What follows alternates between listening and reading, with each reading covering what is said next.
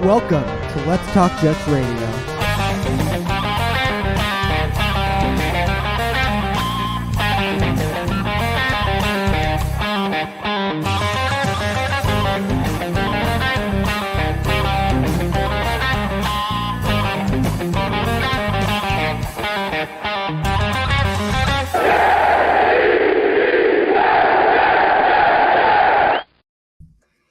What's up, everybody?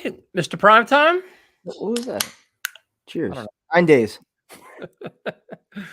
I'm looking at all this Debo Samuel stuff right now, which makes things a lot more interesting. But oh yeah, so we got a new platypus here. I have a new pet that I didn't realize.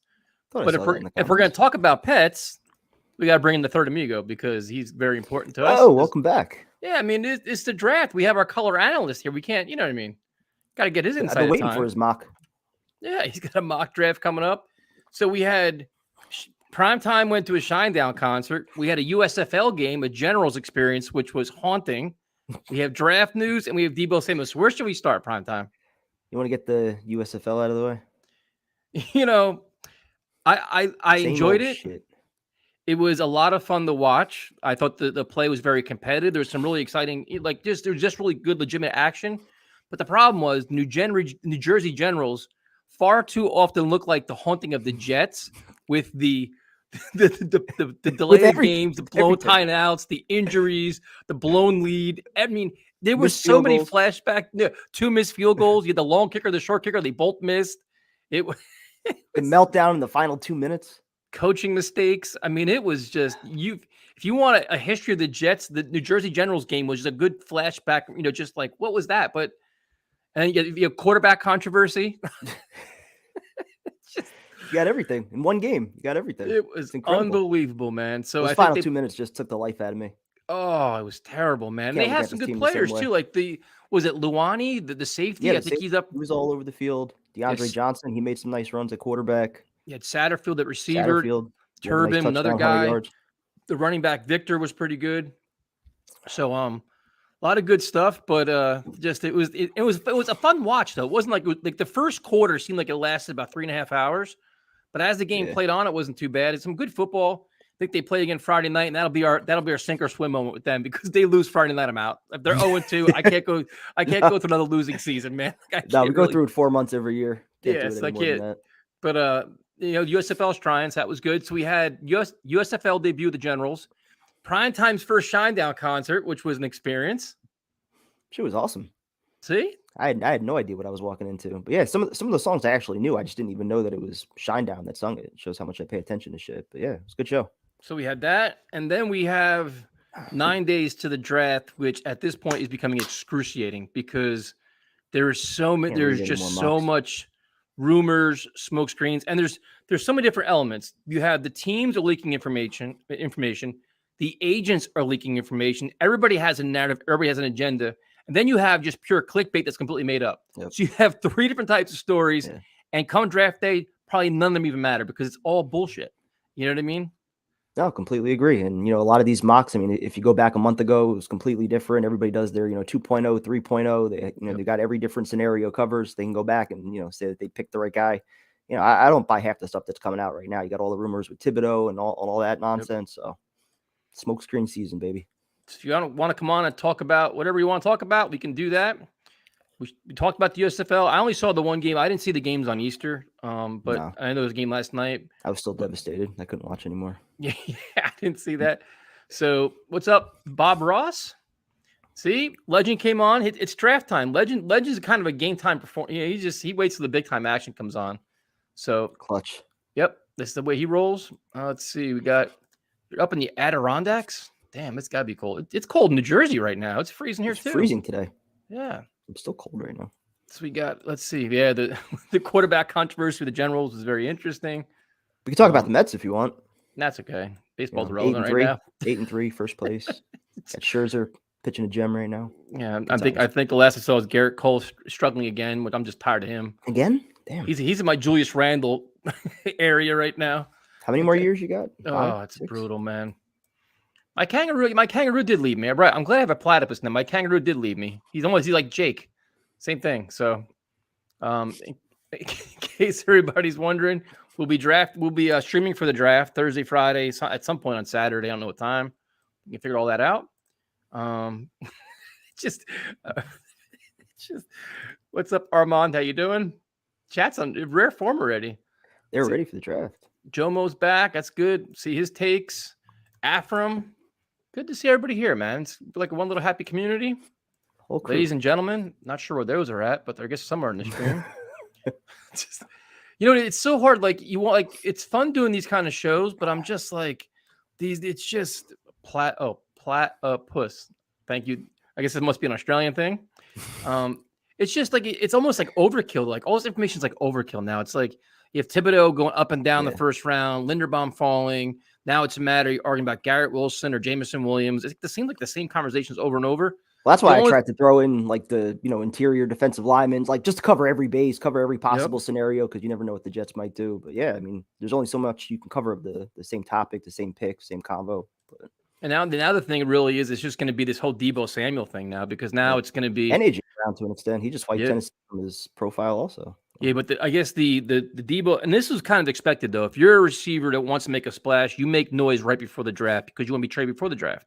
That's when a team's going to do it, because if you trade before the draft, you know what your resources are going to be. Then you have to change your whole plan. So it's obviously why it's heating up now. Well, yeah, it seems like the Niners want to get a deal done. They know what the price is. They're willing to give it to him, but he doesn't want to sign, right? And that the rumor that was coming out. It's the last rumor now, and apparently now his brother's saying they're asking for a trade, and like now it's like you don't know what to believe because people start creating shit and screenshotting this and liking this, and who knows? But that's going to be probably the biggest story is the whole Debo Samuel thing. And then the one thing we saw was the one analyst I saw is, if you trade for him, make sure you use him as the same way as the 49ers do. And I'm like, well, isn't that what we have here? Like we have almost the same system, though, or at least in theory. Yeah, exactly. It would be a perfect fit in theory. So that's probably the biggest story right now. What's up, Johnny? How you guys doing? And I mean, to me, it's like I would be all in. Yeah, I'd be all in. What's your max offer as far as trade compensation? I offered the Tyreek Hill package. Same package, man. Yeah. I want to keep my first round picks, man. If it came down to it, number 10 and very little else, you're still doing it though? Oh, just number 10, that's it? Yeah, and just maybe like a third or something small after that. Yeah. Yeah, I'm done. Absolutely. Yeah. I mean, that's because you think about it right now. The Hill package also. I just think the Niners are going to want a number 1. But you think about it right now, for being honest, I'm thinking pass rusher at 4, receiver at 10. So that receiver on 10 is going to be Debo Samuel instead of an unknown. Okay. Yeah, absolutely. Yeah, give me the known commodity, especially a guy that fits the offense. Exactly what you're doing. Absolutely. All right, so we will go to the call. We got a lot of people in here today, so we're going to say hello to everybody. We post the link. Should be posted. We have it. I think it's in there, wasn't it? Yeah, you posted it. The studio could be full right now. I don't know. I have some surprise videos coming up over the next, I'd say, week. Some special guests, some special surprises for you guys. So stay tuned for that. Oh, and at prime time, the kangaroo is back. See, just like that, the whole gang is here. The platypus and the kangaroo. Yep. Didn't I have a koala somewhere too? Where the hell did he go? You did. For a while, you had a koala. This is some they just leave me. Koala just left you, yeah. Yeah, I'm used to it. It's part of my life. That's why I'm single all the time. All right. So we're going to go to, I'll give you a choice. Do you want to do Chris or Bubs? Don't make me choose. I just did. Both are good callers. I don't want to choose. Bubs usually leads it off, and he's usually pretty solid, but Chris is always good too. I can't choose. That's too tough. Dude, we don't have time for indecisiveness. Give me Bubs. Chris, it is. I have no time for primetime shit. It's Chris. What's up, man? Oh, man. My calls sucked last time, so I don't want you giving me too much credit before. I was going alphabetical. Before I open my damn mouth. Hey, man, we all have good days and bad days. It wasn't as bad as you thought it was. Bad hair day, that's for sure. It's a mess right now. Me too. That's why I wear a hat. Yeah, but you're wearing a hat. I didn't think this one through. I don't have hair, dude. So, I mean, I'm ready for the draft, man, but draft day is also surgery day for me, so I kind of just want to get that part of the day over with. For your hand, right? Yeah. Yeah, so they're going to cut. Well, so I'm diabetic. I've been diabetic since I was 8 years old. And one thing with diabetics, blood flow is horrible. I've had 7 or 8 eye surgeries already and a similar surgery on my wrist. But basically, it's like similar to like trigger finger. So you could see like pinky just straight up locks up every time. Oh, yeah. And so what they got to do is they got to cut into the hand, like right here, and they got to cut the tendon to kind of relieve that pressure from it getting caught. So up until like last week, like I've been good at least being down the gym and like lifting, but now it sucks to even lift. So I can't risk dropping a dumbbell or barbell on my head. So I kind of had to just stop that and just do cardio, but now I'm just bored as shit of it. So, but so it's on Thursday or Friday? It's on Thursday. So I took Friday off anyway from work just because like I know I'm going to be wired being on Thursday, and that way, stay up, read about, whoever we draft and see what everybody's thinking for the rest of the weekend and all that kind of stuff. Thanks guys. I appreciate that. So now it's Thursday. Most important thing for me was getting it out of the way before the wedding. That way there's enough time for it to heal up and all that shit. So it's not, it's a serious surgery, but it's not like a life and death thing. It's just rather not deal with the pain. So, bite the bullet, get it done and over with. Had to go for the blood work and EKG because being diabetic, they got to make sure with shit like that putting you under. So all that stuff checks out good. We're all good. But so draft. A couple. Everything goes well, man. Yeah. Thanks, so let's talk about Debo Samuel, man. Is that somebody you're interested in, and what would you give to get him if you are interested? Dude, I would love it, and I don't want to be a parrot like you said, but like if it was 10, I'm cool with that. If it was the Tyreek Hill package, I'm cool with that too. Because like you said, most likely you want to use 10 on a receiver. So, it just comes with basically if you're okay with getting a good receiver, you know what you're getting. But the downside is you have to pay him right from the get-go. You don't have the rookie contract. But it's better than a question mark. You could draft. Yeah, you could draft any of the guys. You could draft, Drake London or Wilson or Olave or Jameson Williams. And it's still a crapshoot. Good in college, but how many guys did we see that were good in college that, come Sundays? But are you worried that, that he is the focus of the 49er offense with Kyle Shanahan, and if he comes here, he won't have the same impact or the same splash that he has there? I'm not so much worried about it. I don't even want to call it a downside, but we have two players with a similar skill set. We do need that person to high point the ball. I'd love to believe the hype that Denzel Mims is putting it together, but at the same time, Denzel's problem wasn't his, that article ability was between the years. They're trying to boost his trade, man. Who the fuck are we kidding here? All this positivity around Mims is just part of their put him in a package on a draft day trade. Out of here. Yeah, either that or I kind of hope hope they give him training camp. And if at training camp, you do like a player for player swap, like if it's a first or second round player from another team who you just hope a change of scenery, and you're hoping bringing Denzel in, could kind of give him a chance to kind of wash his hands. I don't think so, man. I understand everybody's saying it's like, oh, he's getting in good shape. He's got a nutritionist. Listen, he was passed by almost everybody in the depth chart last year. No, they were signing guys off the streets and they bypassed him. So unless he had, there's no way to argue it. And I get and I'm not discounting having COVID and all the injuries and food poisoning, all the other shit. Sometimes at some point, talent emerges. If you're a playmaker, playmakers make plays. You show you want to play bad enough to get back on the field. It didn't happen. No, last year was a reality check for him also. When he was on the field, though, he's committing stupid ass penalties and dropping passes and everything else. Yeah, no, there was 9 out of 10 things were bad.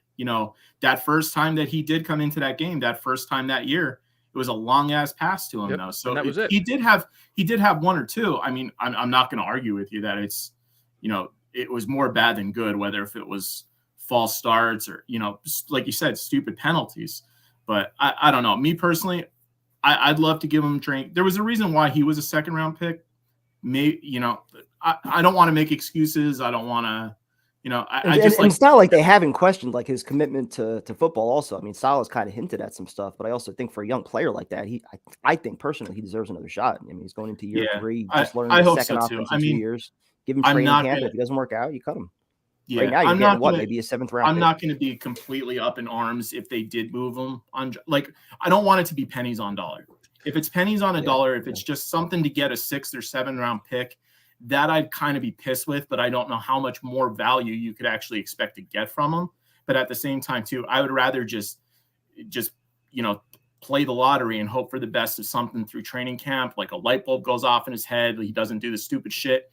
Even if it just means it's in like a preseason game, if he gets a chance in like those preseason games, plays like fucking garbage, then by all means, you know what I mean? Then I'll be like, yep, I was right. Or I was wrong. Tyson was right. We should have flipped him in the draft for a fucking 6th round pick. And, we could bitch about that at that time. Yeah, it's interesting. I just see some of those articles now. I just think, anything before the draft that's either building up value or something else, especially on players that previously you were down on.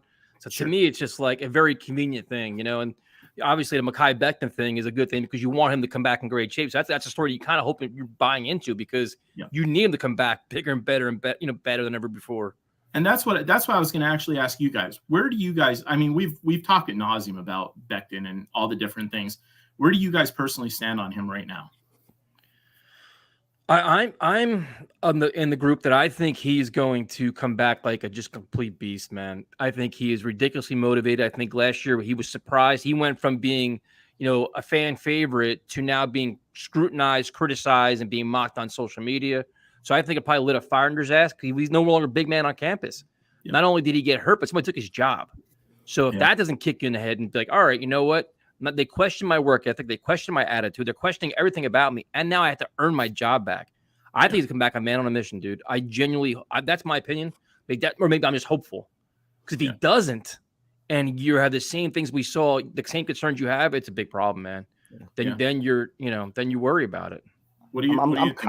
I'm kind of in that same boat. I'm hopeful. I think he's going to be motivated as hell. I worry a little bit about his headspace right now. I just feel like he's paying too much attention to all the outside noise. Maybe that's just the way it appears on social media. Maybe that's just what he's doing to motivate himself. But I think we're going to know within like 2 weeks of training camp as far as just how he shows up, what kind of shape he's in, if he's winning those matchups, this time of year with Carl Lawson like he wasn't last year. If we see a different player those first 2 weeks, I agree with you. I think he's going to have a great year. If not, I think we might be talking about a new tackle next year. Yeah, like ideally, like I don't know. Me personally, like I have a bad feeling about Thibodeau, but I recognize like I want pass rusher to be 4. Like if for some reason like the board just really like flips upside down, like Walker goes 1, Thibodeau goes 2 to the Lions, and then like Hutchinson, goes not Hutchinson, but basically what I was saying for Texans to draft the tackle, and then by some miracle act of God, Hutchinson's there for us, and then it's a moot point. But like something like I was thinking about today while I was working is, okay, last year with Becton was an absolute freak injury. Like that's not, but at the same time too, for a guy that's that big, if there's another freak accident like that or any kind of injury, like if it really truly wasn't that 4 to 6 week timetable that I think we all knew at the time was bullshit anyway, but can we afford to let like Fant go next year, or you traded him this year or something like that, banking on Becton.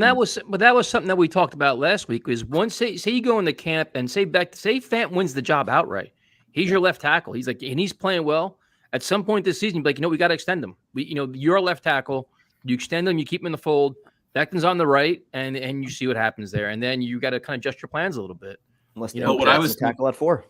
Yeah. What I was thinking is, what if, and that's kind of where I'm going, Kevin. But Tyson, hear me out. I saw the head dip when Kevin made the comment. Let's do it. But what if a hypothetical, we could get Brown or Samuel, and it's for that Tyreek package, right? So at that point, we have our wide receiver. We're not looking for a receiver at 10. With the uncertainty of Becton, if maybe there's the possibility of flipping Becton this year for something substantial. I'm not talking just a 4th round pick, like something that could be like a serious piece to the puzzle. Would you then be okay with taking either Neal, Cross, or Aquanu, whoever's your favorite at that time? Because there might be a chance that all 3 of them are there if the board goes pass rusher 1, 2, 3. And then at 10, you might have a good chance of still having a decent. I thought 10 was gone in our trade. No, if we did the Tyreek Hill package where we don't give up any of the first, and then you still have somebody maybe at that point like So wait, so you're basically saying so now in this plan, you're trading Becton, and then we're going to take a lineman at 4. Yeah, and then see if I'm taking a lineman at 4, I'm not trading anybody. I wouldn't trade anybody. I'd let the year play out, see what Becton does. And best case scenario, Becton's healthy for the full year. He's one of your starting tackles. Aquanu or Neal, they're the other one. And you just let Fant go, and you put that $16 million towards 2 players next offseason. Or you take a pass rusher at 4 and don't do it. None of this bullshit, and you have faith in Becton and Fant, and let's just roll. That's or if Thibodeau and Hutchinson are both gone at 4, then maybe you still get your pass rusher at 10. I don't know.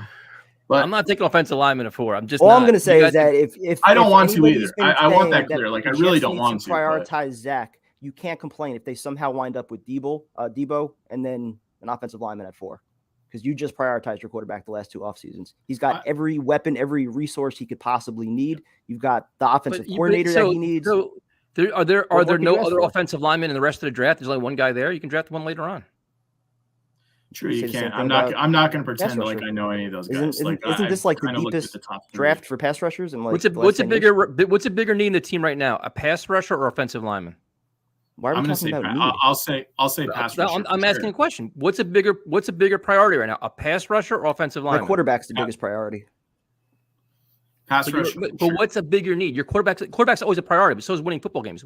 You're building a team. So Kevin, building a team. What's more important? A pass rusher or offensive lineman right now? It depends on how you grade the players. It's a very easy question. You're looking at your roster right now. What's the hole? You could say that you need a number 1 wide receiver the same way that you need a legitimate pass rusher. But the question was, you're looking at your roster, pass rusher or offensive lineman. What's a bigger need? They're both needs.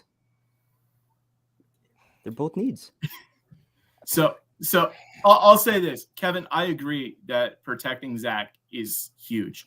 But at the same time, too, if we're not going to go with, like Sauce Gardner or Hamilton at 4, and granted, we pulled in DJ Reed. We have Joyner coming back. Hopefully, he's going to be solid and stuff like that. But we're going to need to rely on a pass rush. We don't know what's going to be with Carl Lawson, and even if Carl Lawson's great, throw somebody on the opposite end of him. Holy shit. We don't even need a fucking secondary, hopefully. You know what I mean? Like, to get the pressure on the quarterback, I think Zach has shown enough that he could push the ball downfield. I think more importantly than an offensive lineman, we need to get him a receiver. I shouldn't say offensive lineman, because I would like to, if we can move back up into the first round, if Linderbaum's fallen, I would much rather go after a center and get rid of McGovern than go with a tackle at 4. I was just going with the scenario. See, I don't like the idea. Yeah, I don't like the idea of taking potentially the 3rd or 4th best pass rusher, or taking a pass rusher that you might have not have a top 5 grade on, when you might be able to get that guy at 10. If you can get 2 elite offensive players, I mean, that's got to be an option too. I think the good thing though too is it's so deep at those spots. Whether you agree about the offensive lineman or the defensive lineman, the draft is fairly solid in those spots. That there's tons of pass rushers. We're not going to get everything. We could say, I want this or you want that. Fact of the matter is, we're not going to walk away perfectly, because there's. So if you had a choice, if you have a choice of Thibodeau or Aquanu, who you take him? Thibodeau. Yeah. Okay. I don't really because I don't like him too much. Available. I'm gonna worry about him down the line. If you're gonna worry about him, you'd be taking Aquanu then. But pass rush is still the need. I'd rather hope for the best. Exactly my point. I wasn't arguing with it, bro. I wasn't arguing with it. See, but hey, and we can't got be about me. Hopefully, best player available. Hopefully that Quan Alexander visit turns into something too. That would be a great get for the linebackers. Fine with that. He's got some speed. He'll probably improve the pass coverage and the athletic ability. He's not really a good run stopper though. I think he's like what we probably were hoping Jared Davis is going to be. was going to be. I agree with that. Yeah. So I agree with that. Hopefully that's the case. But I'm going to get off. Appreciate you guys letting me on early because Mayans comes back today. So I can't wait for that. 10 o'clock, right? Yeah. Dude, how that last season ended and then to go, what? We're easily over a year. Dude, I had to go back and watch it. I had to go back and watch a couple of them because I forgot half the shit. Yeah, I just remember everybody banging on the gates and stuff like that, and I'm like, oh man, I don't know how long this episode is, but I hope it's one of those that's like an hour and a half, hour and 40 minutes or whatever. Well, if we don't talk to you for your surgery, man, best of luck, best of health, and keep in touch with us, man. Thanks, guys. Yep, absolutely. Hopefully, good luck, man. I'll jump on and talk next week, and if I can, hopefully get on with the draft with you and at least message you guys back and forth. So yes, sir. Have a good night, man. Take care. Have a good one. Good night, man. All right, so we'll go to the chat real quick. We got all kinds of arguing in there. So you can see our guy Legend here is dropping all kinds of fierce knowledge. Oh, wait, another guy's here. Hold on, I didn't see him here. I can kick Legend out now. Sorry, Legend. Good You're lighting out. too. Yeah, look at that lighting. What's going on, gentlemen? What's going on? What's on, man? Hold on, man. Yeah. First and foremost, man, I owe you a shotgun, right? So I don't have no canned beer in there. So how are we gonna work this out? You want me to buck this? I don't have any canned beer in the house. What do we do? You could probably dump it in a cup and just chug it, I guess. You just want to chug it if you want. All right. No. Put it in a cup and chug it? Or just chug it out of the bottle. Who cares? Down the hatch. Agree to a chug. I mean, what do you want me to do? Probably he chugs his water every night. Like 2 times the size of that can. Just lean your head back and go for it, man. Just do it. Hey, I got 2 of them though, so I'll chug both of them. That work? That works for me. All right, back to back. That works. But you gotta do the whole thing at one time though. No sipping like Vincent does. That's like nothing for him though. This is what it's here. Hey man, it's taking a long time though, man. Damn, man. Even I'm faster than that. It's kind of slow actually. Took a long time, man. Never mind. We need a shot clock for him or something like that. You broke the 30-second shot clock. Hey, look! I was getting in the middle of it, struggling. I think the can is a whole that regular shotgun's a whole lot better than chugging and shit. I'm telling you. Like fuck, let me pay my debt, man. Let me pay my fucking debt. Hold on, shit. All right, well, wait. You can do the second one. we're in no rush. Go right for it, man. Balls has some good advice. Put a straw in it. Helps with the airflow. No, screw that. Just put your head back and go. Hey, man. All right, number 2. Takes a long time, man. It's like we're losing like half the show right now. Oh! What the fuck are we doing here? Come on, man. Oh. What is that? What the hell? Oh. Come on, man. What if you hit the wrong damn hole? Come on, man. What are we doing here? Come on. You hit the wrong hole. Of course, he's wearing white. Just nah, it's all over the floor, so nobody. Come on, man. Look, we just look at Legend. Legend's dumbfounded right now. He doesn't know what the hell to think of this. Oh shit! And now he finishes. I expect that from Vincent, not you, man. It's just now I got to do another video recap. I got to do a video review of that now. I don't think that one counts. I don't think so After either. it's on the floor. That was like a Steve kind of move there. It's kind of you were doing good. All of a sudden, you just jumped off the camera. No, I was starting to laugh. It just got stuck in the wrong pipe. Anyway. Oh shit. So Tyrone, we're 9 days away from the draft, but the news of the day is the player you hate the most is Debo Samuel.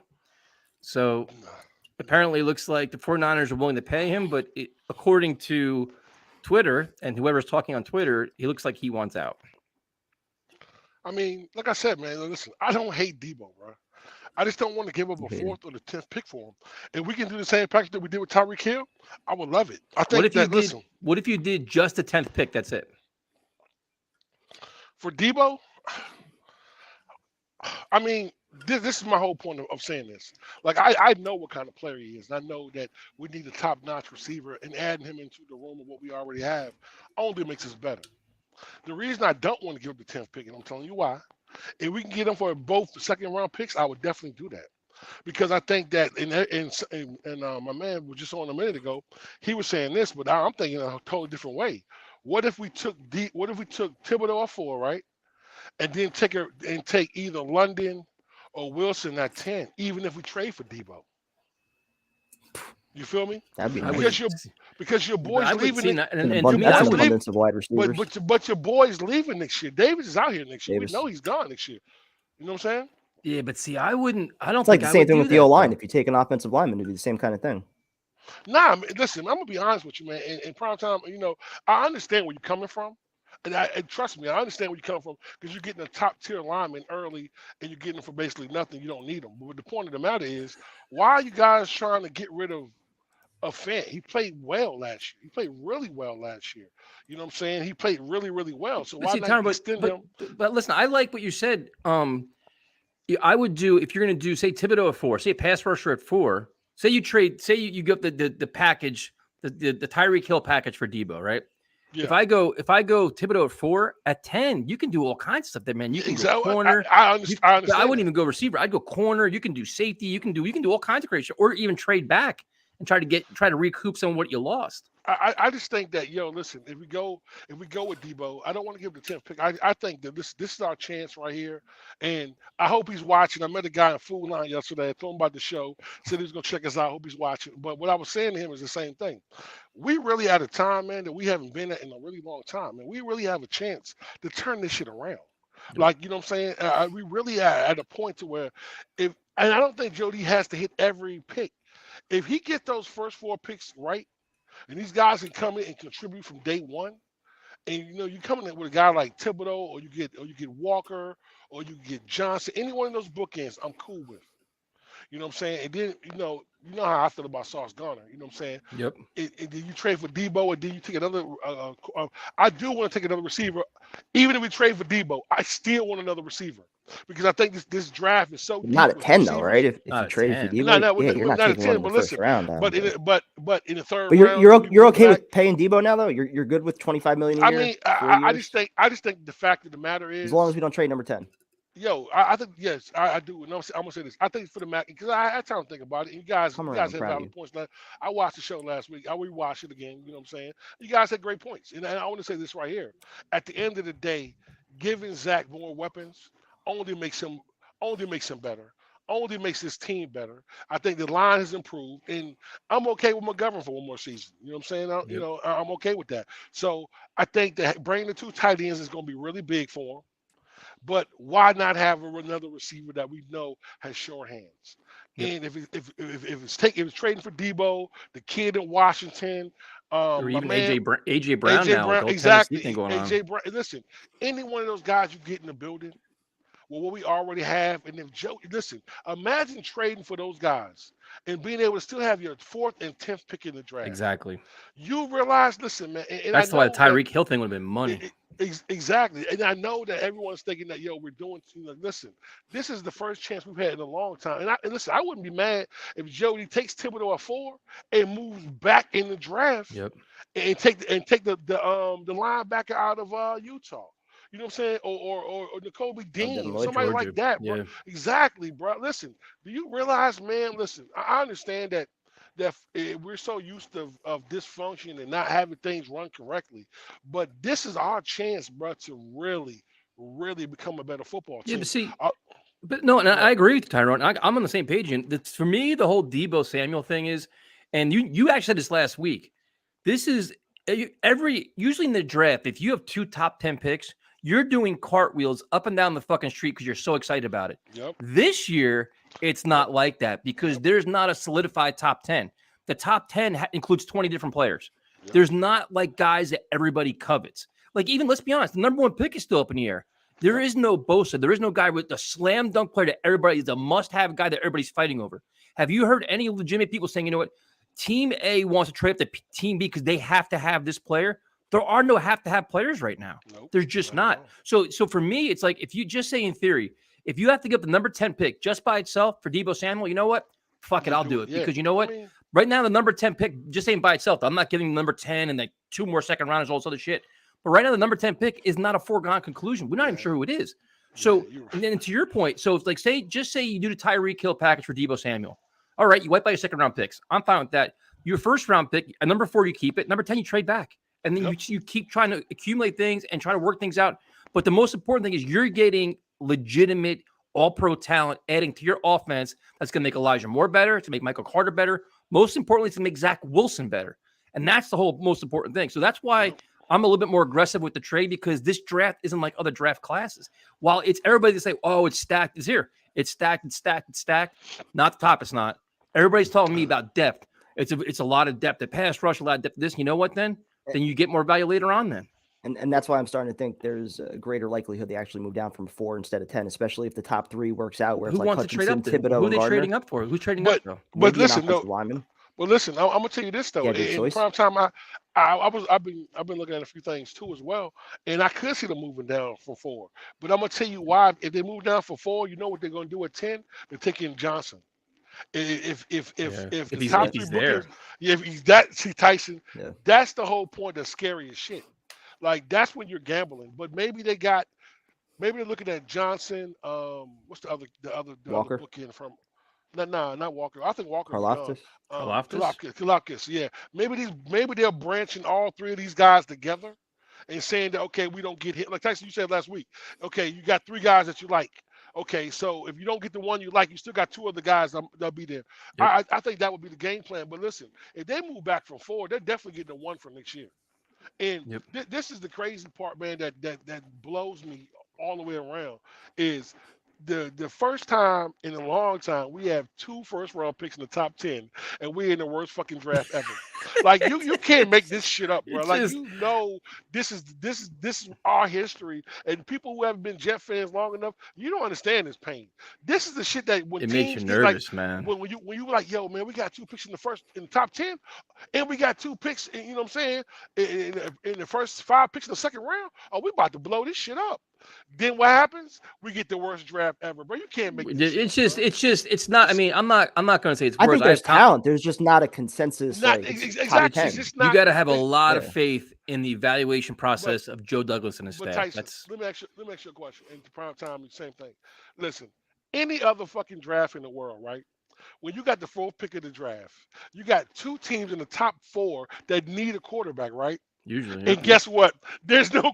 Listen, we're supposed to be sitting here right now. We talk about, yo, you know what, man? We're gonna take Hutchinson at 4. Move up, man. That's another trade up possibility if somebody wants to move up for Willis or somebody like that. But listen, this is any other time, prime time, we'd be like, look, there's usually a quarterback on top of the class you're talking about. We're gonna take Hutchinson at 4. We're gonna move up. We're gonna take Thibodeau 2. We're taking both bookends in the draft. You know what I'm saying? That shit ain't happening, you know. So because there's no quarterback, you know what I'm saying? There's nobody's gonna reach for a quarterback, and that's why That's why I said, man, I'm gonna be really shocked at what Jacksonville do, and everyone, you know, everything now. I'm praying they go Walker. Nah, bro, listen, I don't think so. Listen, I'm gonna be honest with you. I'm sorry. If Thibodeau's there at 3, there's no way Lovie Smith is not taking them, bro. I am sorry. I know that listen, bro. If it was the coach they had last year, I could say, okay, Lovie, they were not gonna take him. But Lovie Smith is a defense. He know what he needs to be successful. He's from Chicago. Look what he did in Chicago's defense. He needs that kind of bookend. Now, the kid Walker, everyone's climbing at Walker's board. Now, listen. If all 3 of those are gone, what do we do? Well, we know what we're gonna do. We know what we're gonna do. Right down. We're gonna ask Bubs what he's gonna do. Bubs, what's up, big homie? What's up, man? So, by the way, Bubs? I think about earlier, Cole got pulled 1 2/3, 5 walks. Fucking Cole, man. Damn, bro. Just You need some of that spider tack back. he's just defeated before he goes on the mound now, man. He is just in his own head now. He's just lost, completely lost. Yeah, it's not good. Some guys can't handle New York, you know. Anyway, I wanted to talk about the draft. I know a lot of, obviously, big topic conversation. But I know there's so many rumors and different possibilities. Do you think, out of all the teams, do you think there's any chance that, I know you talked about Malik Willis possibly trading up. I know 10's more of a realistic possibility, trading back, but I know Primetime you mentioned it about, trading back from Malik Willis, but do you see there's any chance of a realistic possibility of a team jumping in to number 4 and us backing out of that? Yeah, I think either for a quarterback or if a team has their pick of offensive linemen, I think that's another scenario where it's like if Neal, Aquanu, if everybody's still on the board, I think that's probably the two scenarios where somebody maybe moves up to 4. Other than that, I don't know who you're moving up for. And if Thibodeau drops, I don't think you're trading the pick either. Yeah. But prime time, do you think, like, okay, so listen, you know how we have the value chart, right? Do you think with this draft being the way it is, that if someone did want to move to 4, the value of the pick won't be the same? Like, you know what I'm saying? I don't think it will be. Yeah, that's what I'm saying. So Probably like, not. if we do move out of 4, and this is what I'm saying, like, if someone, say Detroit wanted to come up from the 32, they have 32 and 34. Would they want to come up for that? Would you take like 32 and 34 in the first round pick, No, or say see, somebody? But see, the Number thing is, 4 now. no. But see, I just don't think that anybody thinks of Aquanu or Neal that prompt like that highly to say, you know what, I got a trade to get him. I just don't see it. Yeah. So we might be stuck at. Depends how far a team's moving up, also. But hold on, what about somebody like Carolina or somebody like Seattle, but they're going to only offer you like a 3rd round pick? You know what I'm saying? Normally you get your 2nd or whatever you wanted, but this year right here it's going to be 3rd because they know that they don't have to move. You know what I'm saying? They know that the top 3 bookings are gone. They know we're not taking a tackle. They know we're not taking a quarterback. So, you know, I mean, that's why I said, man, it's a tricky. I mean, draft, if you could get a 2nd or a 3rd round pick to move down 3 or 4 spots, definitely, right? definitely, yeah, hell yeah.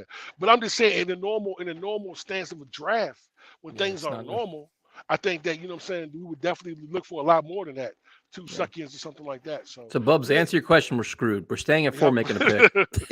Bubs, if we stay at 4, Bubs, who you want, man? I mean, my 2 main choices would be Sauce or Thibodeau. Yo, see, that's my guy right there. I love you, Bubs. So answer this. Why do you like Sauce over Stingley? Well, Stingley, injury history. He's been injured a lot, and I think his past 2 seasons, if I'm remembering correctly, I don't think have been great. I thought his first year, I think, was really good. Past 2 years have been hurt with injuries, and I know the talent level is completely different from what you're playing in the NFL, but the big thing that sticks out with me with Sauce is the fact that he never let up a touchdown. No touchdown. Talk that shit, Bub. You know, even I know he's Cincinnati. It's not a big time school where they're playing against big time opponents, but even against Alabama, he didn't allow a touchdown. That sticks out to me because, you know, if you're a cornerback that's not, you know, allowing guys in the end zone, that's exactly what we need you to do. So is there one position that the Jets could draft that on the 4th or the 10th that would drive you crazy? Well, 10, I would be okay with a receiver. The offensive line I don't know. It's interesting because it's not that it would disagree with it, but it's like we went out, got Tomlinson, you just got to hope that Becton is back to what he was in the rookie year. So I wouldn't be a huge fan. I mean, I wouldn't have an issue with an offensive line pick. It wouldn't drive me crazy, but I would prefer edge. What about a safety? Kyle Hamilton. I'm just saying safety. I didn't say the Kyle Hamilton. You said that. I just said safety in general. I wouldn't mind. I mean, I wouldn't mind a safety. Secondary. So what about? Let's enter Primetime's world. What about defensive tackle? Yeah. I mean, defense. I never said I wanted a defensive tackle. Bulk up on the defensive line. I don't have an issue with it. I don't. Wait, what? If they took an interior defensive lineman at 10, you wouldn't be off the walls? Oh, at 10? No, I would rather a receiver at 10. So the question is, what position at 4 or 10 they took that would drive you completely berserk? Personally, probably linebacker. If I had to choose one, probably be linebacker. Because fair enough. You know, you could get. I mean, we already have some young linebackers, and if the Quan Alexander rumor is true, that builds more depth there. But I mean, you know, you make a point too. I would not pass up on a receiver at 10 to take in a defensive lineman or an interior defensive lineman at number 10. I would lose my apps. This stream would go off the rails. They go interior defensive lineman at 10. This stream is done. Hey, what if they go interior D line at 10, but then trade Quinnen for a first rounder? No. I would just personally. Love that guy. I'd take Sauce or Thibodeau if they're available, and then go receiver at 10, or I wouldn't have any issue with trading back from 10, gathering more picks, and going from there. I wouldn't have any issue with that. Fair enough. Bubs, thanks for calling, man. Thank you for the Garrett Cole update, too. We appreciate it. Have a good night, bro. Definitely appreciate that, man. Thank you. Hey, let me ask you guys a question, though. Oops, I hit the wrong button. Sorry, man. You're good. Good, Tyrone. No, let me ask you guys a question. the kid from Georgia, the one that's dropping down so much, right? What's going on with him? I didn't get to see any of that. What was going on with him? We talking about Trayvon Walker? No, not Walker. The interior lineman, the defensive lineman. Oh, Jordan Davis. Davis is what? What's his name? Let me check my big board. The kid from Georgia, the tackle, the defensive tackle. I mean, defensive tackle. Oh, Devontae Wyatt. Yeah. What did he do, man? Like, I've heard people say they took him off his first round board or whatever. Was he off their board? He had a lot of trouble or something like that? I haven't read up on him at all. Give me Kyle Hamilton at 4'10" all day. Dan is firing his shots right there. See this? Now, I'm just reading the tweet, the comments here. I'm not saying anything. I'm just reading them. I can understand Hamilton. Tyson was, yeah. Definitely not the biggest need though. We're focused on need.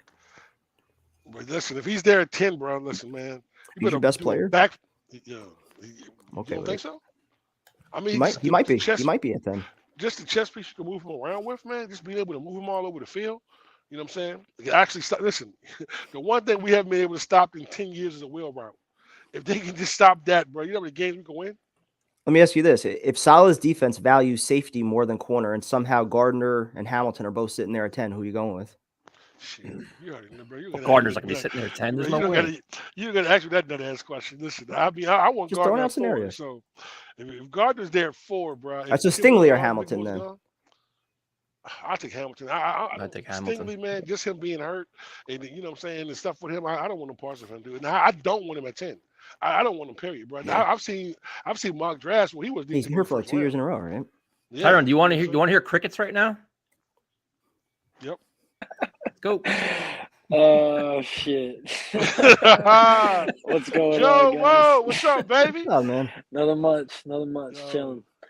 You always come with the dope background, man. So what's your package for Debo Samuel? I would go as far as to giving them probably 10 in the 3rd round pick, but that is the most draft capital I would give up. I would love to do the Tyreek deal though. That'd be the preference. Fair enough. That's it. Yeah. All right. So give us some draft insight here, man. There's a lot of rumblings, rumors. I think we all think the Jets are going to stay at 4. They're not going to have the ability to trade back. So how do you think it's going to play out?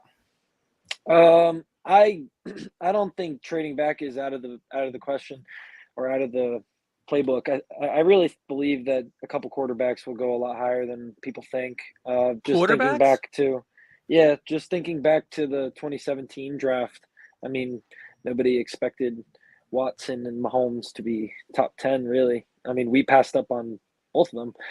So that worked out so well. Didn't Watson go 13 in that draft? I think Watson went 10 or 13 and Mahomes went 9 or 10. So wait, so where do you have Chiefs traded for Mahomes? Where do you have quarterbacks going in this draft now? How high?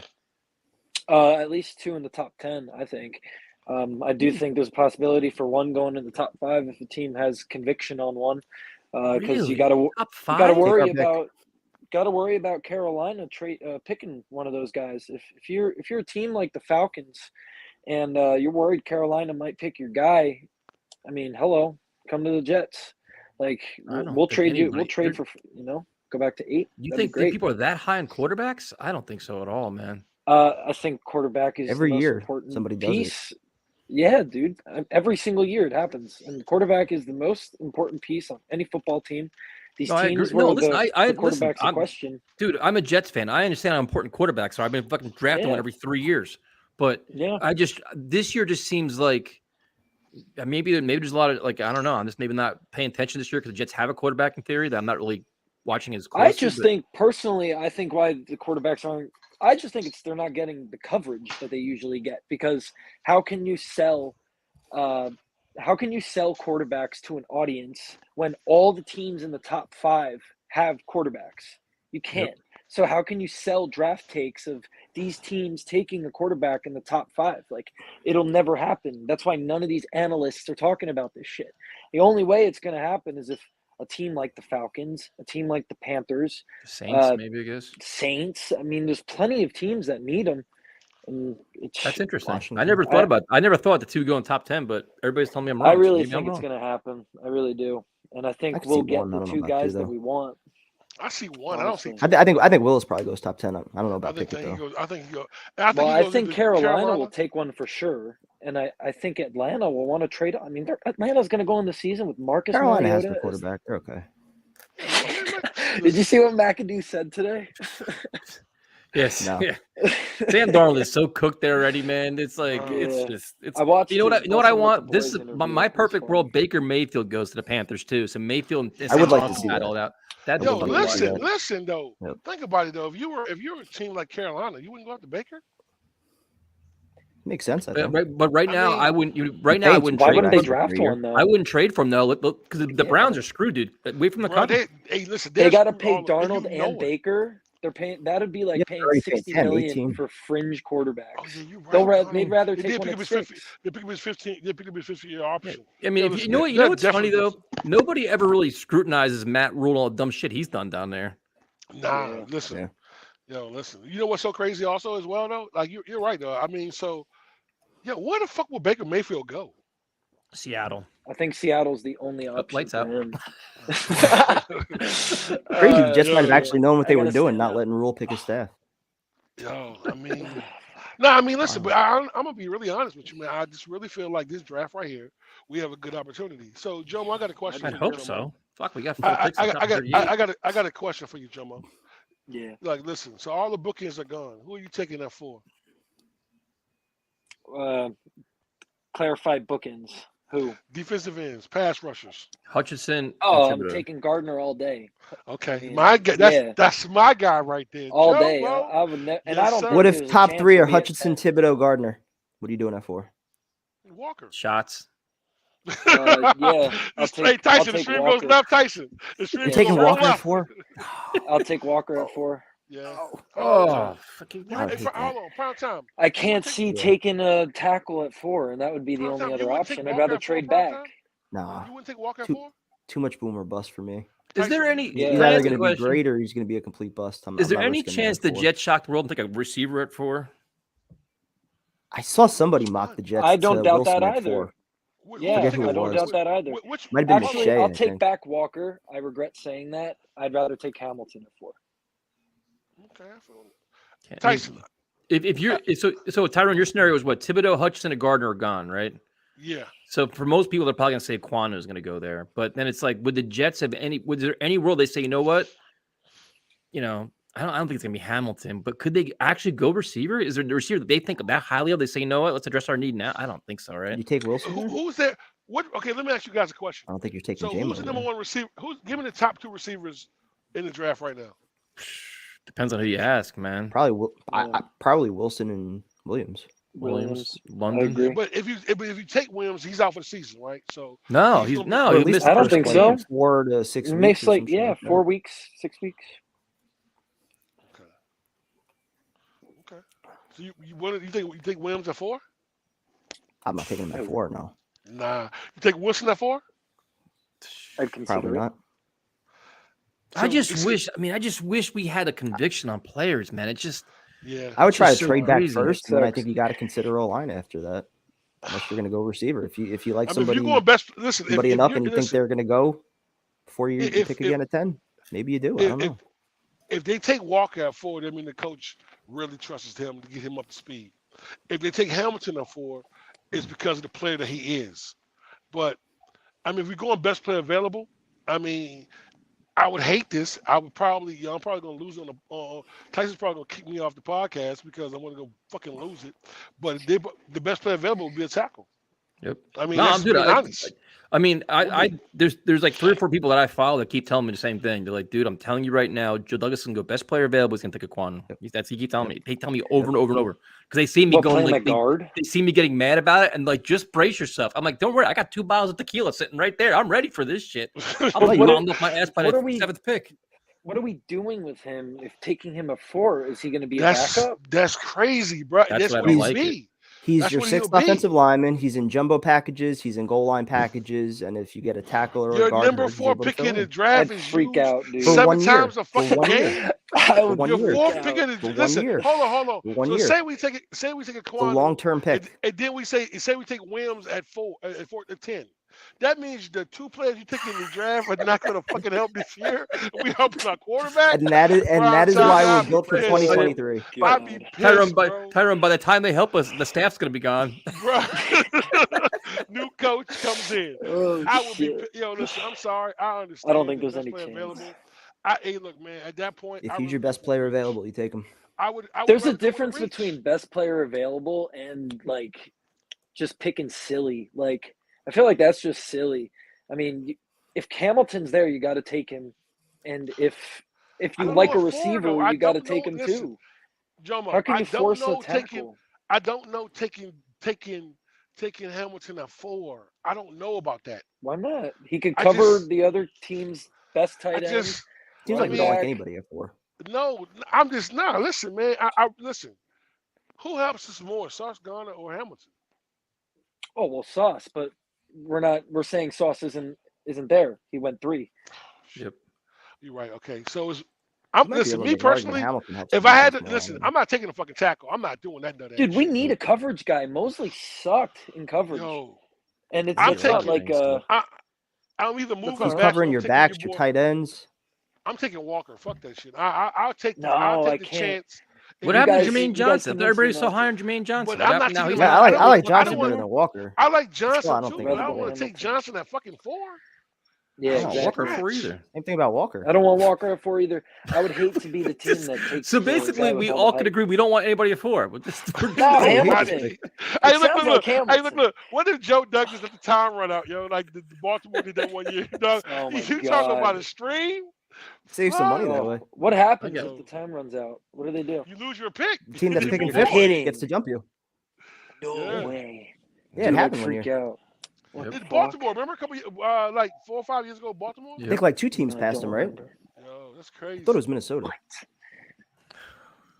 That's wild. So now Nick is saying screw. Now he wants to go Linderbaum at 4. So now we've come full circle. Could you imagine Kwanu and Linderbaum? I'd rather take Linderbaum over a tackle. We've come full circle. Dan started this about a month ago. Yo, if we take Linderbaum and Kwanu at 4 and 10, bro, believe me, bro. O-line is set for the next decade. Listen. Zach will never be touched again. I'm banned off YouTube for the next. I'll be banned off myself. I'll be banned off our own stream. I'll be just pissed drunk for a week. You know how stressed I would be? That would be a better line than what the Cowboys had all those years. Dude, I'd be so stressed out thinking about the starting lineup. Like if they wouldn't have signed old boy from San Francisco, I can understand that. But you know what I'm saying? You got AVT, you got the young kid. Listen, if they did take a tackle. Again, it's 1 year, and that's assuming everyone's healthy. You got to be planning on moving. Best case scenario that everyone's healthy. Here's another question: is there a consensus number 1 tackle? Because I feel like Neal and Kwanu are the like. So why would they take a one lot of people are hyping up I don't think they would. Right. This is why this draft is like there's not a consensus number 1. Like last year we knew who was going number 1. We have no clue who the top 4 picks gonna be. We don't know who will be there for. Listen. Another tackle just in case. How about another quarterback just in case Wilson? Hey, you ain't lying. Yo, if they took a quarterback, they took Malik Willis at 4, bro. I can see Tyson now, bro. Just taking the whole bottle and just bucking and be like, I'm done. Jimbo, thanks for calling him, man. We appreciate it. Have a good call. Take it easy, guys. Have a good one. Until next time. Have a good night, man. I'll be good, Jimbo. Hey, look, man. I gotta tone myself for my what's name. So I gotta tote this down. So all right, let's go. So now I don't have to do a film review now of the blown shotguns. No, you still got to do a review of that. See, Tyrone's making up for lost time here. So we will go to. We might as well. I mean, we're do here. Do it. Who is it? Vincent? No, even better than Vincent. Celebrity. Nobody's better than Vincent. Nobody? Hey, guys. Yo! Hey, Steve, man. Hey, sorry for your loss, bro. Yeah, sorry for your loss, first off, man. before we get to the talk, I want to say thank you to you guys very, very much for the thoughts and prayers.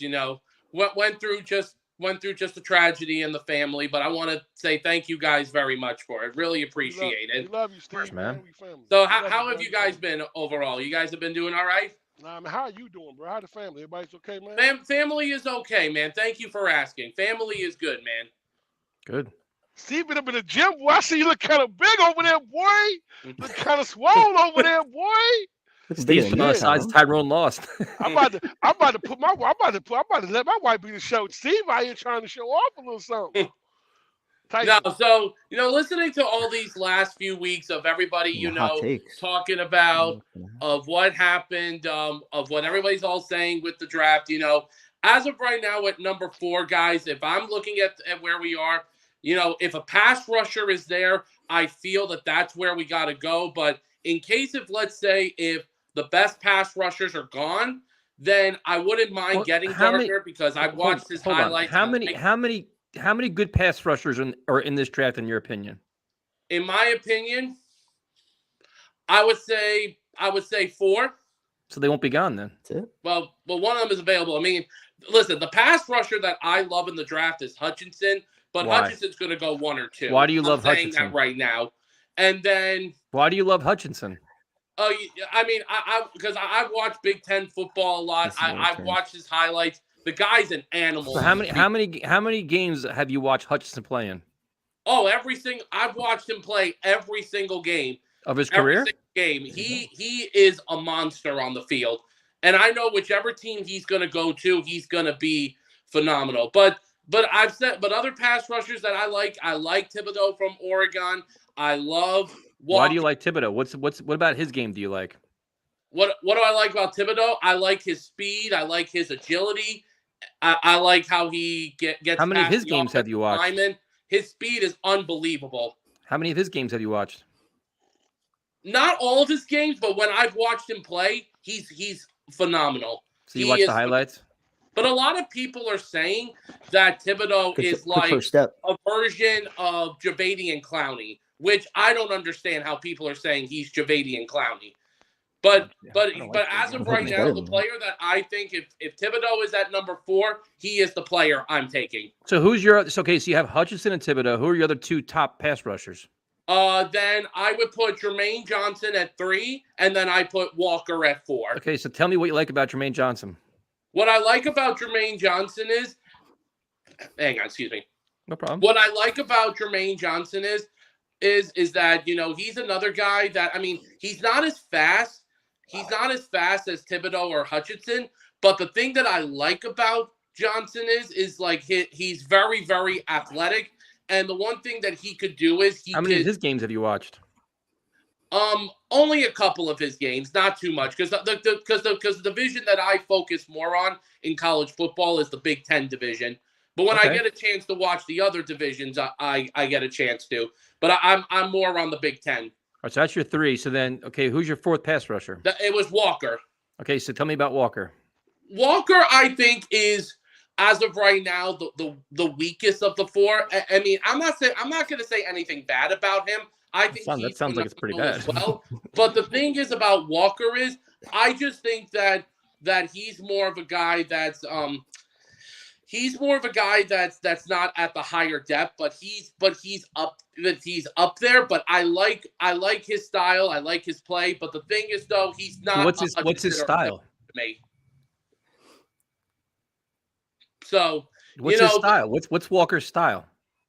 What's his style? His style is he's the bigger guy. He's the bigger guy. So that's his strength. So, well, now let me ask you this, Tyson. What do you like? I want Tyson's opinion. He asked me. Yeah, ball back in your court. I want his opinion. Dude, what do you want to know? Well, who are your favorites? Who do you like? I agree with you. I think your takes are spot on, man. I think I completely 1,000% agree with you.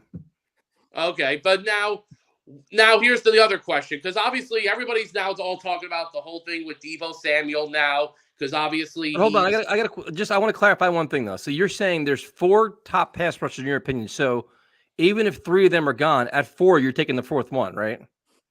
I would take him. I would take him, and I would be okay with the cornerback too. That Tyrone likes, Gardner. You know. So if the top three are Hutchinson, Thibodeau, and Johnson, you're still going with Walker at 4. You're okay with that? If Thibodeau is gone out of those 3, and Tyrone made a good point about this, I wouldn't mind taking Walker at number 4. But if it was between Walker and Sauce, I would pick Walker. What about is there a world that you would take an offensive lineman? The thing is, like, let's say I mean, I like Lindenbaum from Iowa, but the thing is, if he is still available in the second round, then I think that's where we should go in the second round. I think I want Zach Wilson to get a receiver.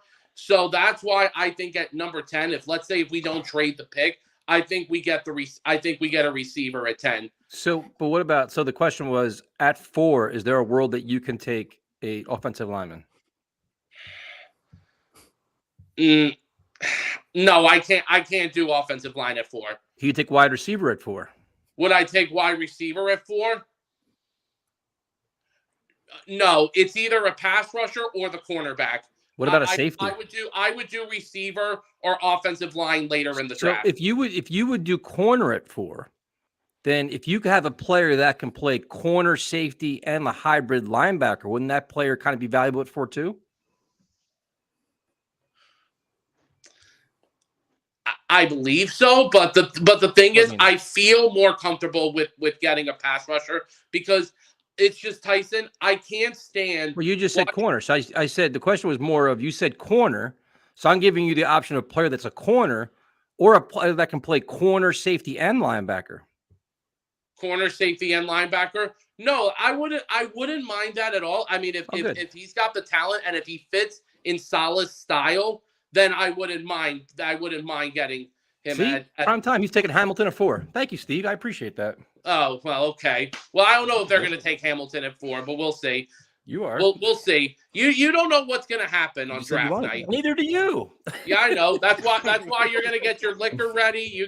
I know you're going to have your liquor lined up just in case if the Jets fuck up with something. No, I'm very encouraged. I'm very positive. Afram is rubbed off on me, but what are you giving up to get Debo Samuel? I would give up a 10th pick and the last call. I would agree with what the last caller did. A 10th pick and the 3rd round pick we have. Okay.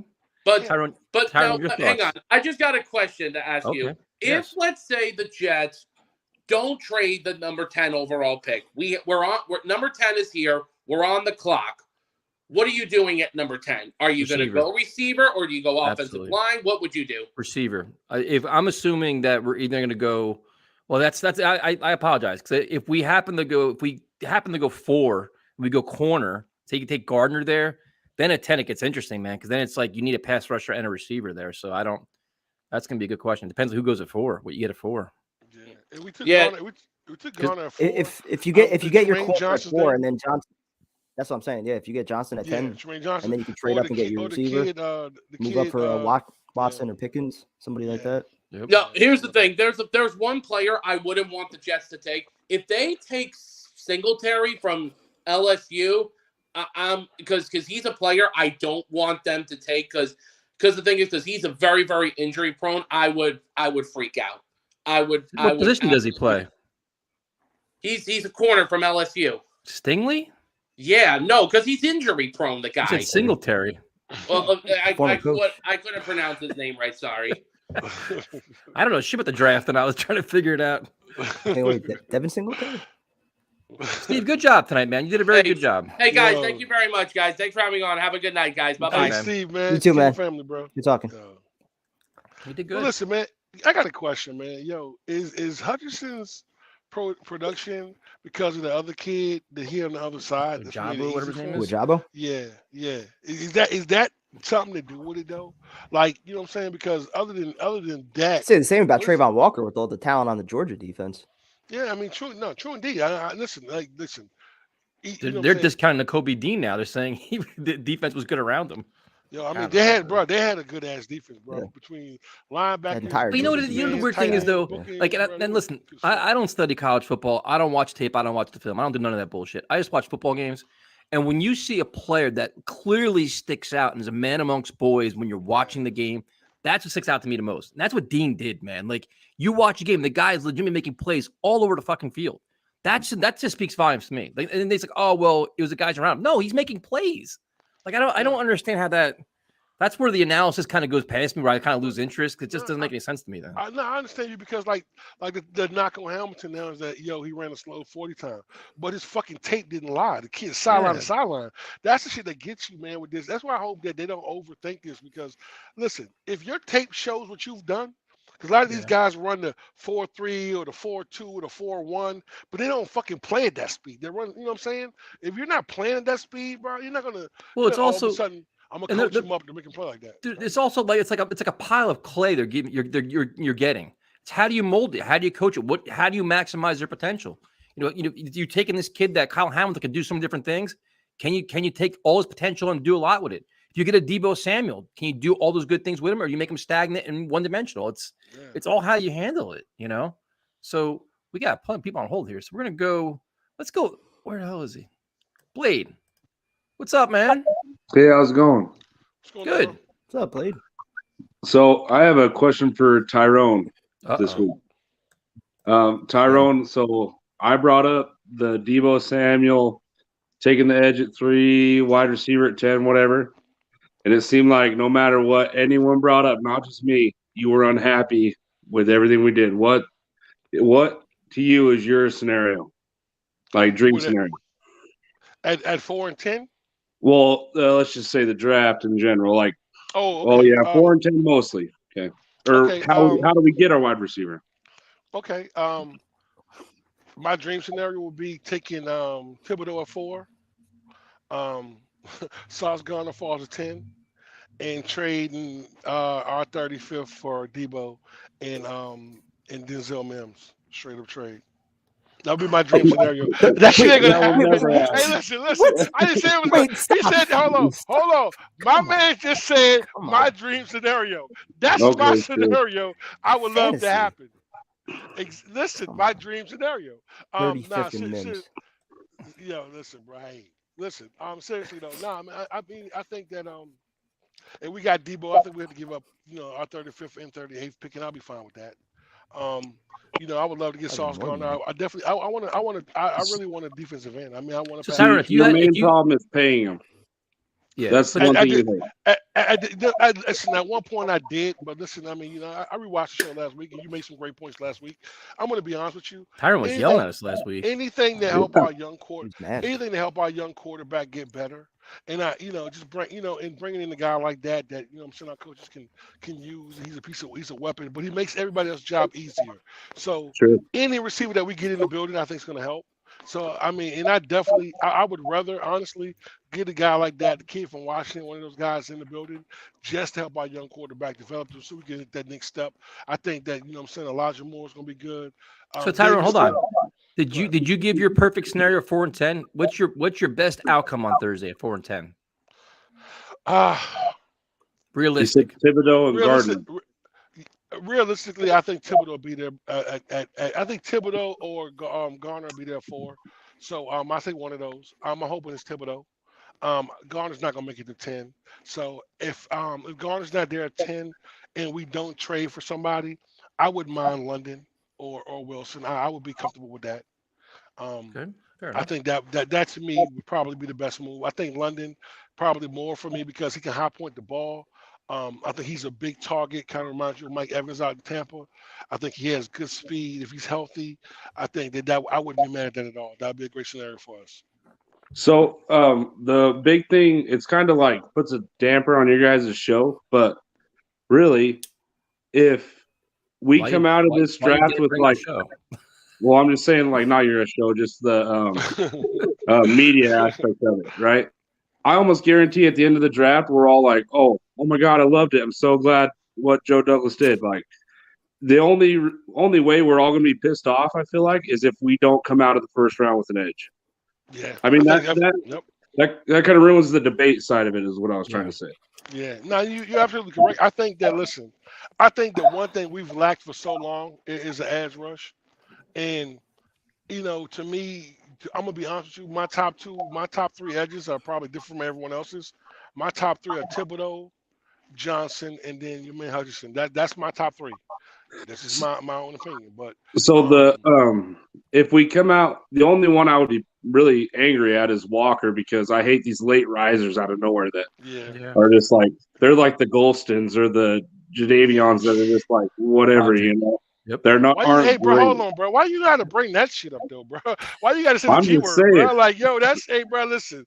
Let that bad memory stay where the fuck that bad memory was, bro. If we would have hit on that pick, we would have won a Super Bowl, bro. You remember the so what are your thoughts on Quan? What are your thoughts on Quan Alexander, Blade? I think all it does is buy you flexibility, but it doesn't stop you from taking a Nakobe Dean or anyone in the second round. I think he's just depth. Yeah, it's just depth. I mean, we saw last year how many times did we come out with three linebackers, on first, second down, really. But so the other question I have for you is: there any? You mentioned it kind of earlier, but is there any position that we drafted in the first two rounds that would just legitimately piss you off? I think offensive tackle O-line is because of at 4-10, because that's too much like Mike McCagnon. Let's just take D tackle. I saw chats last week saying you don't draft to fill holes. You don't, but also you draft around your squad, right? So if you have stouty tackles, you don't take one every round. Like, I hated the Quentin Williams pick because I liked Quentin Williams, but we were stacked at D-line. I think it should have been Josh Allen. I hated the Leonard Williams pick because we had Muhammad Wilkerson and Sheldon Richardson. I hated taking D-line.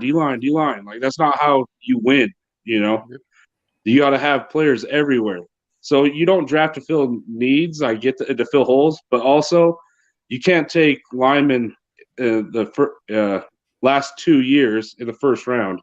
It's time for Joe Douglas to he says he's an O-line guy. Let's see you do it on day 3. Let's see you find a guy. So what other position? The only not another position necessarily, just Trayvon Walker. I'm scarred. I can't do it. It's fair enough, man. I respect that. It scares me. If he's the guy, I'm gonna be behind it. Just like last year Zach Wilson was their guy. Okay, let's roll. But if he's their guy, I'm with it. But it just terrifies me. There's no production there. He was on a stacked D-line in Georgia. But like I'm saying, if they come out of this first round with an edge rusher and a linebacker, edge rusher and a wide receiver, edge rusher and a safety, edge rusher and a corner, I maybe not the route I would have went, but I'm still going to be behind them. Yep, I agree. I'm still going to trust them. And that's Blade, thanks for calling, man. We appreciate it. Yeah. Good job, man. Good call, man. All right, so we have a good rotation, like good call, bad call, like where you offset the bad calls now, which is good, right? Oh, Steve was pretty good. No, Steve was pretty good. He was really good, actually. Watched a lot of film. Yeah, he's a Big Ten guy, which is always good. All right, we'll go to John. Makes John, you sleeping, man? No, I'm just. Guess what? I'm in New Jersey. Are you? Yeah. Nice. Looks like the edibles just kicked in. Unfortunately, too far from you guys. I would have asked you to hang if I was anywhere close to you guys. I like the shirt. Can I go with Metallica? Yeah. I'm like way down on I-78, so that's You're in too the sticks. far from you guys. Yeah. So, to answer your question, Kevin, that was Mel Kiper, who had Drake London at number 4 in one of his drafts. Oof. And he's like, I don't know why. There's somebody else that also had Wilson going forward to the Jets. I don't know why he has this hard on for Drake London. He's in like 4 or 5 consecutive drafts. He's had London going to the Jets in every single one. The thing is that I haven't had such debates about Drake London that I haven't had that kind of debates in a long time, man. What's the thing is that I did take a second look at him, and yeah, he's got a lot of talent. His catch radius is amazing. but the ankle and the injury scared the shit out of me.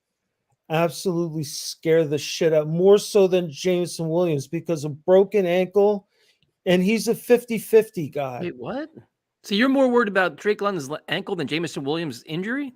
Yeah, a broken ankle. Well, I'm not a doctor, but to me, ACLs have come a long way. And especially on a jump ball guy, have a broken ankle, I think is worse than having an ACL. I'm more worried about him as like a 50-50 guy and not being the precision route runner that it seems like LaFleur kind of values in this offense. But we have other guys for that though. I think the one listen, the one thing we don't have on this team is a guy who can go out there and stretch the field, you know what I'm saying, and make the big catch. I mean, we got Elijah who can. You can find guys with 4.3 speed that can stretch the field, I think. But I'm just saying though. I mean, I don't think we're just gonna take one receiver in this draft. But I think having a guy like Elijah brings every piece of the offense. Great route runner, great hands, maybe able to move around. So, Tyler, you're concerned about London's injuries? Not more than I'm concerned with Williams. I mean, I think that I'm saying I'm much more concerned about Williams. Me too. I think that a broken ankle. I think Davis had the same kind of injury coming out of college. If I'm not mistaken, don't quote me on that. But I'm just saying that I mean the kids, that's the only injury he's really had, and he has a lot of time to heal up. He's a big physical guy that can be used all around. Imagine him and Elijah in the slot. You know what I'm saying? Imagine a guy like that in the slot, you know what I'm saying? What the tight ends that we have now that can run up the seam. I mean, you can do so many things with a guy like that. And I think that that's the biggest thing for us right there is being able to have a guy that we can move all over the field. Great example. Kurt makes a great point because I think he should be used. He should bulk up about 20 pounds and be used in like how Denver used Shannon Sharp when he was like a tweener wide receiver. Tight end. A lot though, man. You don't want to take it. It's good to say. That's asking a lot though, man. You're gonna take away speed and quickness too while you're doing that. But we have two tight ends though. Exactly. And we have two really. Listen, Big Dog John. We have two tight. Listen, we have the two best tight ends probably in just history. You want to be technical at the same time with the same team. Like we actually have legitimate guys who can actually play tight end. Not only just catch the ball, run decent routes, but able to block and be on the field at all times. Something we haven't had that's going to add to this offense that's going to help our young quarterback. Listen, the most important thing we've been saying for the last 2 seasons is give this kid a line, give this kid a running game, and a good tight end. We got 2 good tight ends. Now, so adding any receiver to this fold, to me, is going to make it a lot better. You know what I'm saying? Any receiver that we take in this draft is going to make this team better. I think because you have Elijah Moore. The problem I have is Davis. That's the only problem I have receiver-wise that I don't trust. So getting a guy like Debo would be great for us. Getting a guy like London. I'm not big on Burks as you are. I'll take Wilson, and I'll take the kid out of what's that damn called? North Dakota State. Williams. Watson. North Dakota State. Watson. I'll take that kid. That kid looks like he's just a monster. So somebody like that, I'll be fine with. And the kid out of Cincinnati. Pickens might actually be there in round 2. Yo, Pickens, and what's the kid out of Cincinnati? Prime time. Fuck is it? Yo, Chad, what's his name? The kid from Cincinnati, the receiver. What is that kid's check my name? big board. Hold on. Pierce Price something. Alec Pierce. Yo, kid's a straight I got a fucking monster. Kid is a monster. There's a Pierce at the running back. That's what the guy Chris Sims likes. That guy, Alec Pierce. Listen, man, he is a fucking monster. I mean, the kid. He got Dotson too. The kid's got like 4.3 speed. The kid has great route running, great hands. He's big, he's physical, and he's fast as shit. So, to me, getting the guy that's going to help any receiver is going to make us better. Listen, the one thing that everyone's so concerned we need number one receiver. We got 3 number 1 receivers. You know why? Because we got 2 tight ends that can actually catch the ball and help our young quarterback. We got Elijah Moore. So getting another guy in the building is going to be to me is the most important thing. It doesn't matter who it is for me. As long as the guy can come in and be productive, that's what it is, man, for me. I'm telling you. So if I would take Williams, if I took Williams at 10, I probably wouldn't play him till week 6. I wouldn't even count him in the formula this year. I would draft somebody else later in the draft, though, if I'm being honest. No, that's what I'm saying, Tyson. But listen, the 1 year, remember what was it? The year we took Mims. That was the deepest receiver draft. He only took one receiver. He's the only one we got. Receiver. Yeah. So this season, I hope that Joe Douglas learned from that mistake. Okay, look, I'm gonna move back. I'm gonna get me another receiver. Find me a guy that can come in and from day one compete. Because of the guys we got in like Smith and all of the no-name guys we brought in the building, yeah, they're great to have for depth, but we need somebody that can come in and be quality. And I want 2 quality receivers. Not what do you just think, one. John? I prefer Garrett Wilson or Jamison Williams personally. Like, to me, Drake London, I know this is kind of a hot take, but he has the biggest bust potential of all the receivers in the top 5 of, Chris Olave. It's probably going to be because of injuries. Like, that style of play, unless he bulks up, he's going to get the shit kicked out of him by the safeties who are going to be waiting for him when he has the jump balls. What safety is his size, though, John? What safety we know is 6'3", 6'4"? No, but that still hit him. But you know what? Look. I've been listening a little more. I'm not killing Drake London, and if that was the pick, I'd say he's got the biggest bust potential. But look, I've been giving him a second look, but he scares the shit out of me. There's just this gut that feeling I like from Ryan Williams at 10, Pickens in the second. I was just about to say that. Yo, that Pickens pick, I'm telling you, bro, we can get him in the second round. That kid, to me, that kid's the first rounder all day long. That kid makes big catch after big catch, man, and he's tall and physical. Cool. I would be all for Debo, I'm going to make a prediction now. There is no chance in hell he stays with the 49ers. Why is Zero. that? After the death threats that he got, I mean, why would you want to come back after that? That happens. All these guys get all these John. Look what Mekhi Becton's dealing with right now. All the bullshit he's dealing with here. Same shit happens all across the NFL. And happens everywhere. No, Tyson, you're absolutely correct. And I'm gonna say something right here, John. All that is smoke and mirrors, man. Look, man, listen. We're fans, bro. I'm out of shape. I'm not an athlete anymore. You know what I'm saying? So I'm not gonna we just giving our opinions. But some of these people take the shit too far. Because I'm gonna be real with you. Like, you wouldn't go up to Debo and say that to his face. Nope. You know what I'm saying? What did Baker Mayfield say? What if I come to your cubicle and booed you every fucking day? Or come to fucking Walmart and booed you? You know what I'm saying? At your fucking job, man. That happens to every pro athlete that struggles all across every sport, man. Look at the kid. In fairness, if I was getting paid $10 million a year, you can come to my job and boo me every day. Oh yeah, fuck it. Listen, hey, what about the kid from Green Bay? Remember the kid that missed the onside kick? Yep. Remember that? Yo, and it cost he became a Jet. Ty Montgomery. Yeah, that was Montgomery. Brandon Bostic, right? Brandon Bostic. Bostic, yeah. Yo, he was getting death threats, bro. They were talking about kill, bro. Yeah, he was. Come on, he got some bad shit after that. Yeah, bro. Come on, man. Yo. You don't get shit from me, Mike. Come on, man. She's had some shit. John, thanks for see what happens when I don't do a video. All right, man. Good night, bro. Good night, guys. All right, so hey guys, it works. I really can't stay and listen. Watch later. Interesting news on Debo possibly being available. Joe D must do what it takes. Yep. I mean, it'd be interesting, man. If you can do that, I mean, imagine having him in place for the draft. Yes. I mean, just having him for the prime time. Like, yo, listen, could you imagine the news breaking? We traded for Debo and we signed him to a 4-year. Our luck gonna happen like 2:00 in the morning. Oh my God! Listen, no, Tyson. It happens. I'll be live. Look, Thursday morning before the draft. Oh my, listen, bro. Oh my goodness. Call me in the morning. I do a show and sleeping. Like, yo. So Mike asks, are we streaming all 4 days of the draft? Isn't the draft only 3 days? Isn't it Thursday, Friday, Saturday? Did they add Sunday? I thought we definitely did Friday. Definitely Friday. I'll jump on. I'll be in and on. I'll be on and on. Hey, boss man, is that extra money? Is that overtime, sir? Is that considered overtime? Wait, overtime? You guys got to put in regular time first. I'm the one making fucking videos. I'm just saying, is that overtime? So how does this work? So everybody blows off the channel and they just do shotguns and shit. Meanwhile, I got to carry the fucking channel. And shit. Come on, man. So wait, we have a bold take from Vinny. Kyle Hamilton will not be a Jet. I'll bet anyone on that. All right. Anybody want to bet Vinny? Very bold. I'm not. All right, so we're gonna go with this thing is let's go bring Dan on. Dan's been patient.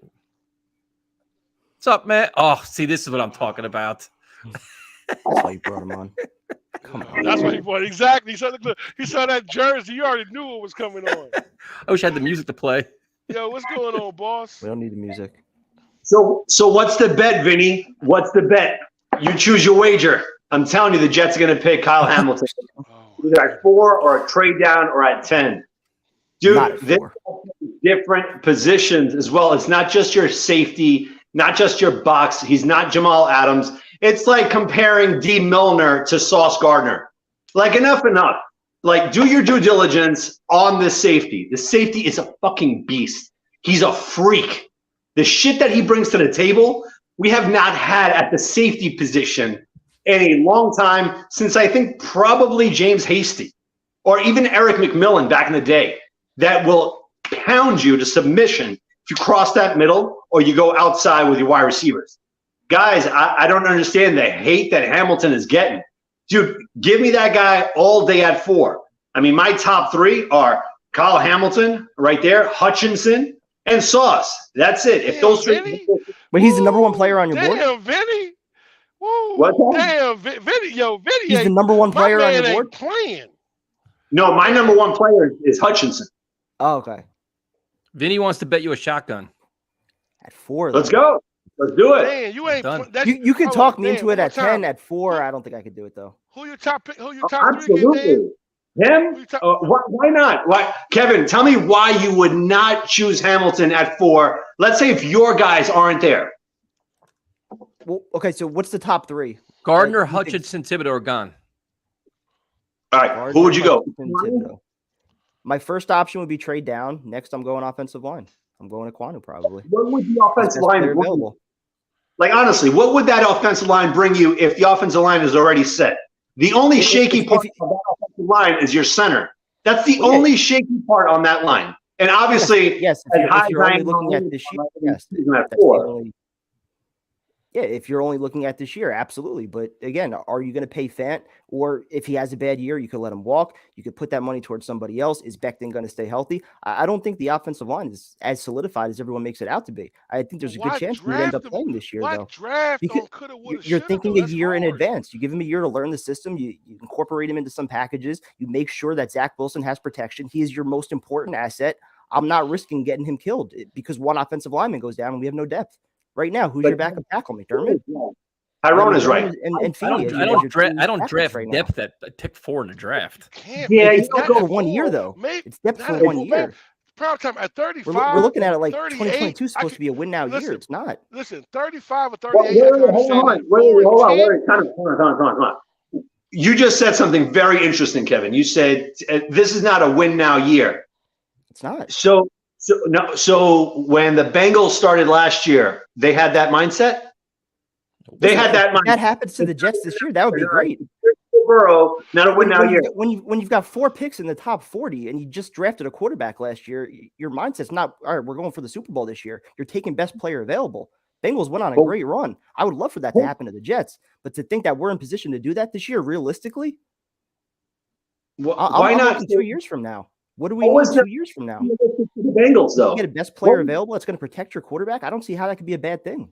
But you already have guys protecting your quarterback, though. That's the problem. You already have guys doing that. We hope we do. You need 3. And one's a free agent at the end of the year. You're hoping about everything. Isn't every player in your team hope? Isn't Elijah Moore hope? Corey Davis hope? DJ Reed hope? Everything's hope. Best player available, and you have flexibility. You could put that money for Fan, put it towards some other guy. And now you have 2 tackles that are both under 25 for the next 10 years to protect Zach. That's a great problem. I would love that. When we spent the last 10 years talking about how we don't protect our quarterback, now we don't want to tackle. But now you're drafting placeholders for the years to come with your number 4 pick for 1 year. For 1 year, why? I'm okay with it. But when you can have a player that can help you If we were the Rams this year, if we were the Chiefs this year, yeah, we're drafting for need. We're not. No, we're the Jets this year. We need players to help us this year, not wait a year. Because we had that position already full. Okay. And listen, we didn't have if we didn't have tackles, it's something different. But we don't need a tackle. We don't need guards. Right now, we don't. Yes. And then one injury, who's playing? At either that applies. How many positions that apply to? That applies to center. That applies to all kinds of positions. Yeah, and look what happened the first half of last year. So what if Mosley gets hurt week 1? Do we have a linebacker? Should we draft a linebacker for them? That's just defense. In case? Zach Wilson's more important than anything on defense. He's our most important asset by Zach far. Wilson gets hurt? Do everything to protect him. Do everything to protect your quarterback. Make sure he continues trending in the right direction. So we should draft. So then we should draft what, 4 linemen just in case one of our 4. No, actually, I'm sorry. We should draft 5 linemen just in case one of them gets hurt. Oh, that's crazy. Not at 4, guys. Not at 4. I would not. You're completely missing the point. I'm saying that if Thibodeau is there at 4 and he's your best player available, take him. But I got you. If you don't have your choice of the top pass rusher on your board and the top corner's gone, I mean, what are you doing there? But those are impact players, right? Like your Thibodeau, your Sauce, your Hamilton. Those are your impact players. You play right away. Now you're getting Ekwonu. Where do you put him? Where? Like, where do you put him in 2021? 22? Where do you put him? He'll be on the beach sitting next to me for a while. Yep, on the bench. I can't. I'd rather if I'm face to face, trade down. Like, I do not want to pick Ekwonu. Like, if I that would be my preference also. Trade down, yeah. If I trade down with the Panthers, right? At what? 7? They're at 7, right? Or at 6. I think they're at 6. Something like that, right? Same like Oreo in between the Giants. Because honestly, I think that's a high possibility. Fellas, I know there's no smoke or anything. Everything's really quiet right now. I wouldn't be surprised if Carolina, the Saints, even the Giants, fellas, again, you got a new head coach, new GM, all this Daniel Jones bullshit. They might be looking for a quarterback, and the Jets are right there at number 4. If our top guys are not there, they may trade down. The Malik Willis's and the guy from Pitt, whatnot. Even though there's not like a lot of rumors out there, that's fine. But when push comes to shove and the pedal to the metal, and we're up at 4 and our guys aren't there, dude, if Carolina calls, the New Orleans Saints calls, we have to pick up the phone and pull the trigger. We have to. I would like to do it with Carolina because at least we can get Jermaine Johnson at that point, get our edge rusher. But guys, I can't wait for this whole entire Debo Samuel thing, DK Metcalf, that he's still on the table. Fellas, don't think that he's off the table. Dude's still on there. You know what I mean? And A.J. Brown, that's my guy, man. I really would love A.J. Brown. And the beauty of these 3 wide receivers is that they know that there's one team that will give up anything. And that's the Jets. The Jets are hot. They're in fucking heat to just get their top wide receiver. Yep. And honestly, all 4 of us right now in our respective jobs, if we know that there's one employer out there that is willing to pay top notch for any one of us here on this panel, we do anything we can for our employer to trade us to that employer. I agree. For a top dollar. And that's why it's big facts that Debo took all of his freaking San Francisco shit down and AJ took all of his Titans shit down. They know that the team that they want to go to that will pay them the most, Joe Douglas is the general manager of that team. And I'm telling you, I think by day 1 on Thursday next week, man, I think we're going to have our number 1 wide receiver, and rightfully so. And the pieces are going to fall right where they need to. And I am going to go on a limb right here because, again, the Bengals changed my sight. They did. They fucking did. I'm not, we're 2 years away. Dude, put it this way. We're 3 years away from being 3 years away for the past fucking 30 years. Yeah, but here's the difference, though. Here's one significant difference between the Jets and the Bengals. Joe Burrow. Joe Burrow's playing at a fucking Pro Bowl caliber level. Zach Wilson's taking his training wheels off. So you need Zach Wilson taking an enormous step forward before we even get in the Bengals equation. And that's a big question mark. You're right, Tyson. There's a big question mark. But just the mere fact that he's putting in the work and he's doing everything that he needs to do, it gives all of us optimism that it's gearing towards that way. And I'm really optimistic. You guys know me for years, but I have never been this optimistic about this team in a long time because from top to bottom, from the managerial aspect and into the players, I'm stoked. Fellas, I'm stoked. And you know what? Hopefully we got our freaking guy right there. And a little music on the background. And, I'm pretty stoked to you guys. Let's go freaking Kyle Hamilton at 4. Have a good night, Dan. Have a good night, bro. Have a good night, man. Excellent call. I was waiting for that one. I love calls like that. Look at prove my point for me, though. Thank you.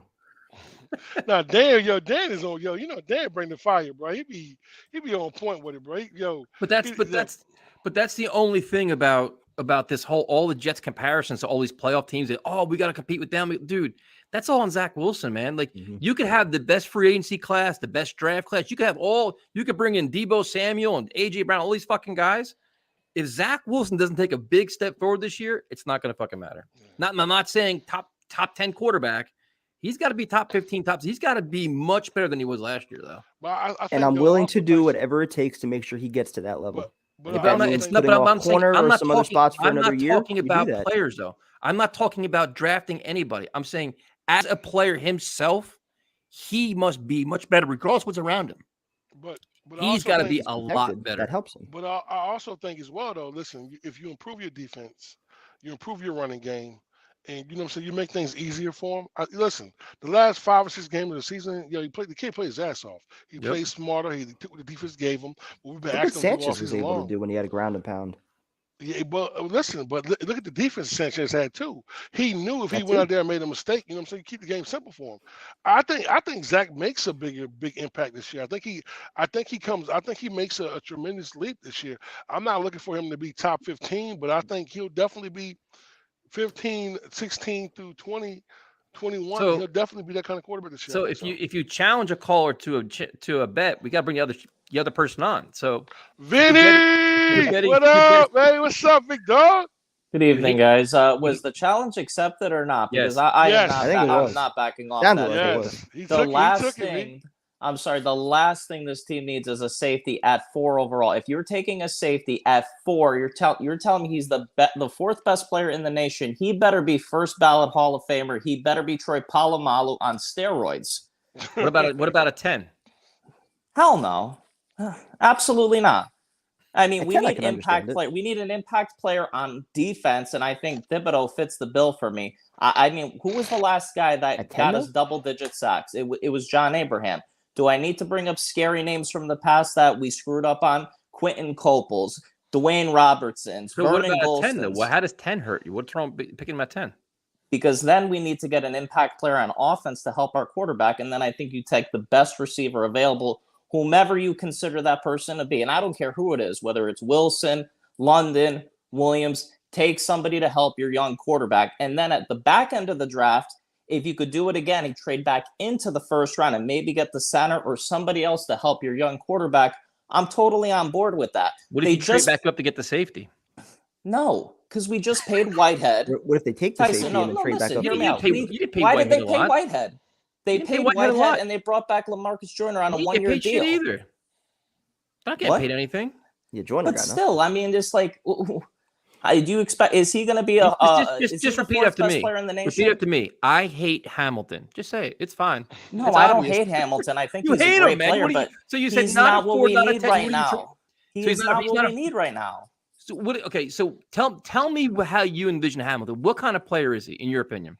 No, I think he'll definitely be a day 1 starter for somebody, but I just don't not think, us. Yeah, but he's not putting us over the top. I just don't see it. What player's putting us over the top? Not a safety, and Jamal Adams. Tell me what he is, though. So, like, if you're just saying he's a day 1 starter for some teams, okay. So now the Jets don't need a day 1 starter. They need a day 1 starter at multiple positions, but if you don't get any pressure on the quarterback up front, you're putting even more pressure on your secondary. So you Jamal have, Adams is you have Carl Lawson coming back, and then you're going to have Thibodeau at 4. So there's your pass rush. Plus you have John Franklin Myers and Quentin Williams. And how are you? Plus you have Bryce Huff. And it wasn't. So then, go ahead. Go ahead. No, so there's all your pass. Plus you have the other guy, the guy they signed from the Texans. What the hell his name was? So now you have pass rushers. All right, so basically what you're saying is in order to prove one of the worst offenses in the league, we have to wait till the 2nd round. No, I'm just asking. Because you're telling me we got to go defense heavy. No, you just said you need a pass rusher. I just gave you a pass rusher plus all the ones we have on our team. But Dan is saying take him at 4. No, but I'm just – hold on. So at 4, you have your pass rusher. So now at 10, you said, absolutely no way we have to get receiver. Okay, I'll give you a receiver at 10. So then I said, would you trade up into the first round to consider Hamilton? You said, absolutely not. Why not? I don't, because I just think like right now, I feel comfortable rolling right now with Whitehead and Joyner. Okay, but so now my second question was, tell me what kind of player you think Kyle Hamilton is. What does he bring to the table? Oh, I'm not going to front here and say that I'm this college football analyst. No, you know what I mean? You have a strong take on him. Tell me what he is, though. I just think our situation, the New York Jets situation. What is he? What is his skill set? What does he bring to a defense? He's going to be a starting safety in the league. Is he going to be elite right off the bat? I don't know. We don't know. What starting safety? What capabilities does he have? What capabilities does he have? He's going to play in this league. It's just I don't think he's going to make us that much better with what we need. Just a safety, right? That's all he is, just a safety. Well, like I said, Jamal Adams was the best safety in his class, and we weren't better than 7 wins in 3 years. Come on. See, the Jamal Adams things, I get why everybody's doing that, because the last guy that was hearing all this shit. I mean, to keep comparing Jamal Adams and Kyle Hamilton, just to me, it's just not real. It's just not where you should go with it. Well, I'm not saying they're the two. They're not the two same players here, but they're not the same. I dropped my phone here, but on defense, we got to start getting turnovers. And offense, we need to start scoring points. A safety doesn't do either one of those right now. But I understand that, but a safety, in your world, a safety, I think he could be a difference maker on a defense. You say he's a day one starter, but you're not really telling me how he's a starter. Depends where he goes. So is he? You really want this guy badly? No, I'm just. But what I don't understand is people like to shit on Kyle Hamilton all over him. And listen, I like to know why. I know because I watched him play. I'm a Notre Dame fan, so but I just like to know when people like shit on him and say, "Oh, he sucks. We don't need the Jamal Adams." Tell me why he's going to suck so bad for the Jets. I don't understand why. I'm not saying he's going to suck at all. I think there's a little bit of a bromance going on here, but I don't think this is what the New York Jets need right now. I asked you what he brings to the table. He's like, well, he's a safety. You can't tell me about his range, his hitting ability. Is he good against the run, good against the pass? Can he cover tight ends? Can he cover running backs? What can he do? Not a premier position, Tyson. Not a premier position. But tell me what he can do, though.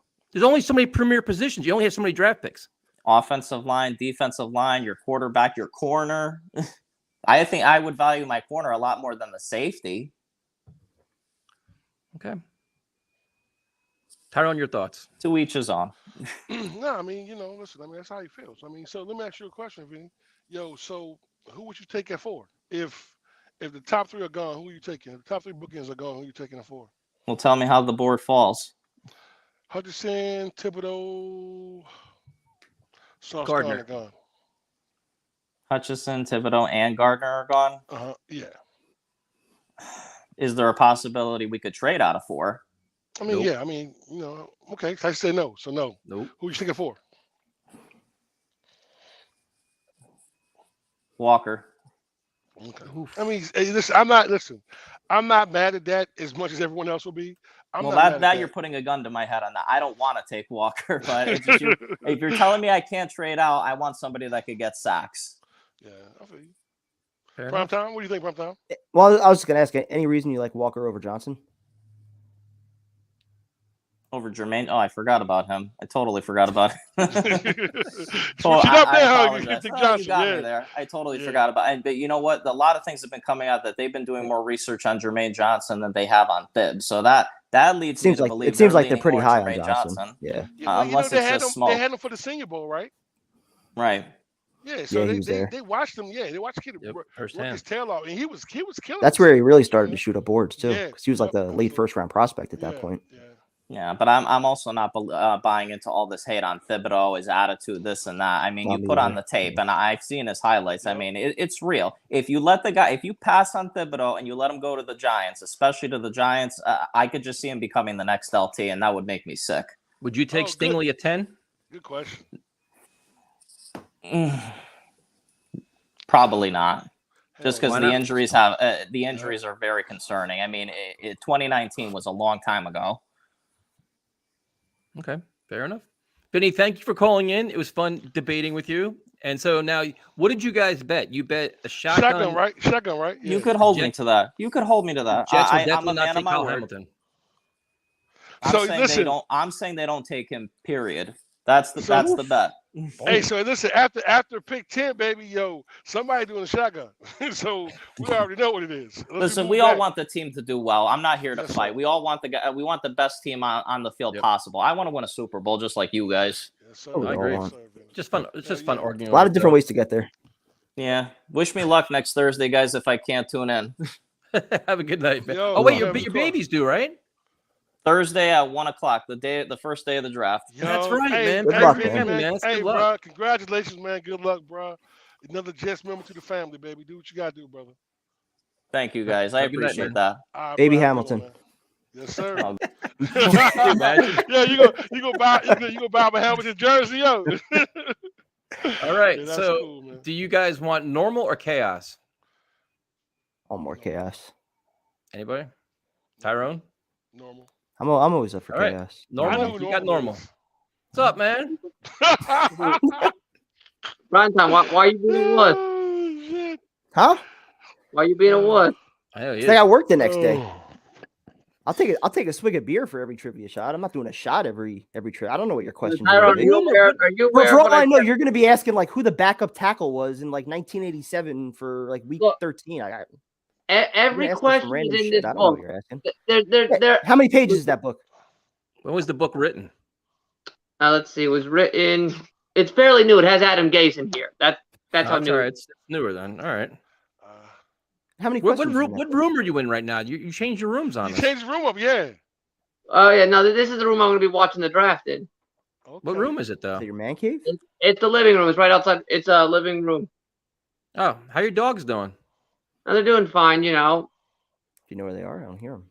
They're quiet. We haven't seen them in a while. Like I said, so I just for those who aren't aware, I challenge them to it. I challenge them to trivia. The trivia rules are simple.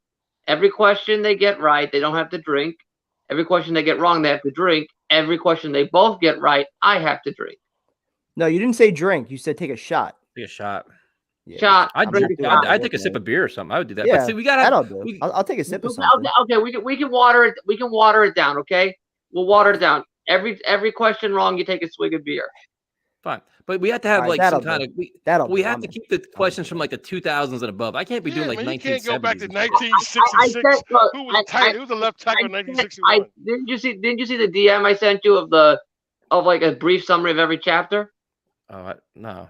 But you probably like, who's Joe Namath's cousin that went to a bar in 1945? I know. All right, you got a deal. I'll do that. 95 and above.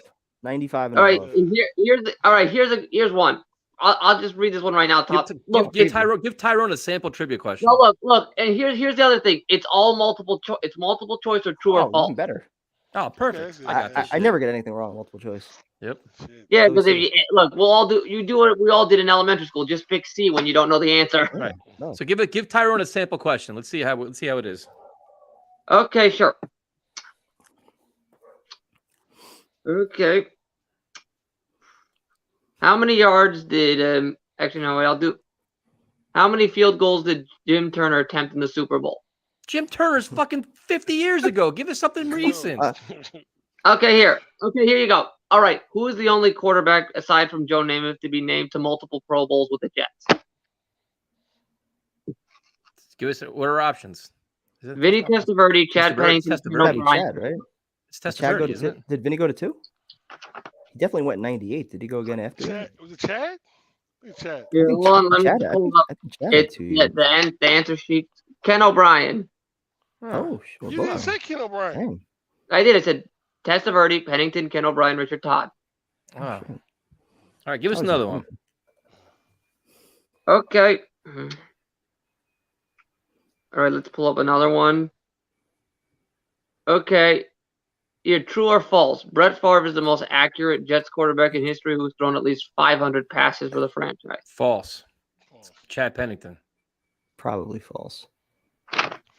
8? No, it's actually true. What?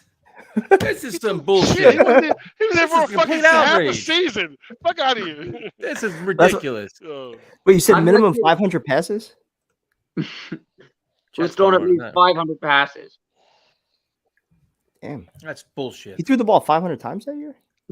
Yeah, exactly. That's what I'm saying, bro. It makes sense he was there for a half a fucking season. All right, give us one more. All right, here we go. All right, this one. I didn't write the book. It says it there. Look, do you want to see it? All right, look. Question 8. All right, we trust you. This book is you bullshit. can't actually see it. Yeah. Question 8. And then, all right, like I said, okay. Okay. Which quarterback holds the most wins in Jets history while also holding an overall winning record as the Jets starter? Mark Sanchez, Joe Namath, Chad Pennington, or Vinny Testaverde? The most wins. While also having a winning record. I don't think Namath had a winning record. No, it's not Namath. So, he only had like 3 winning seasons. What are the other choices? So Sanchez, Namath, Pennington, or Testaverde? Sanchez wouldn't have a winning record either. No. Pennington. Well, Testaverde went 12-4. Actually, Sanchez might. 9-7, 11-5, 8-8. 8-8. Vinny went 12-4. Sanchez might. Is either Vinny or Testaverde? I mean, Vinny or Sanchez. Testaverde won 12-4. Not was it 9-7 and 10-6, right? Yeah. Yep. Well, yeah, we went 12-4. No, he went 12-4. Then it was 8-8 the next year, but then he went 9-7 the following year, something like that, didn't he? Yeah, they went to the playoffs when he came back after the injury. Yeah, you are correct. All right. Teamwork on that one. Well done. Yes, sir. All right, like okay, here's one. Here's another obvious one. You should know this one. If you don't know this one, it's really. What were the 2 main colors of the New York Titans? Blue and gold. That was easy. You need multiple choice with that one, huh, Tyson? We didn't know that one. We got all kinds of problems. Jesus. All right, here's another one. I'm just. All right, here we go. What number did the Jets retire in honor of Dennis Byrd? 90. That's easy. We know. I told you, there's softballs in here. There's some challenging ones. All right, you got a deal, man. We're on draft night. We'll do it. We're in. Yes, sir. All right, you guys want me to still drink shots? No, whatever. You drink responsibly. Whatever you want to do responsibly, we're in for it. Ghost pepper, Vinny. I'm not doing ghost pepper. I'll do shots. But like I said, I gave you like. Okay, like I said, DM. I DM'd you both. Ponton doesn't answer his Twitter anymore. I DM'd you both a brief summary of each chapter and the description of each chapter. I know you didn't. All right. I'll check it out, man. Yeah. You did. I got it. All right. I'll check it out, man. Vincent, you're on. You got a deal. Next Thursday, you're on. We're doing it. All right. Have a good night, man. All right. Never a dull moment with this show, man. I don't know. You never know what the fuck's going to happen. Definitely not. What's up, James? Guys, how you doing? It's good to talk to you guys. Obviously this draft coming up is huge for us. You know, I can't remember the last time we had 2 first-round picks. I think we took Brick and Nick, right? To Brickashaw Ferguson, Nick Mangold. Unless of course you want to count the Vernon Golston, Dustin Keller draft. This is so huge to get these staples correct, right? Whether you're getting your boy Hamilton, whether you're getting Sauce Gardner, whether you're getting Thibodeau, we have to get these picks right though.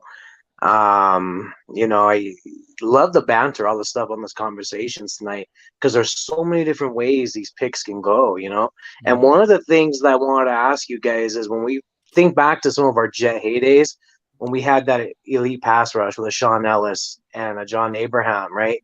And you think about maybe pairing a lengthy, rangy, bendy guy like Thibodeau with Carl Lawson, that sounds pretty hot to me. I would love to have Thibodeau on the Jets. And it's funny, I think Vinny or someone right before me mentioned John Abraham, because that's exactly who Tib with John Abraham. And he's kind of a me. Oh, I know, it's a Trojan shirt. Come on now. You know what I mean? No, but you know what? Thibodeau's like Abraham was like he's a more stocky guy though. Was he a little bigger than you know what? Their personality was bigger than Abraham. You know what? Their personalities. I always kind of felt John Abraham was more.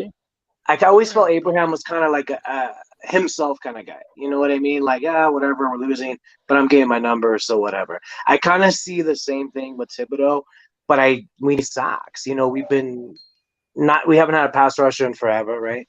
For me, guys, I cannot take a receiver at 4. There's no justification at all taking a receiver at 4 unless you have an all-pro, just ready to go kind of guy. And I don't see that with these receivers. I'd love to get a guy like Drake London at 10, but even then, he makes me a little nervous. I would probably take Hamilton over Drake London at number 10. Right? Really? I would. Hold on. So If you don't like Drake London at 10, why wouldn't you take like a Jameson Williams or a Garrett Wilson instead?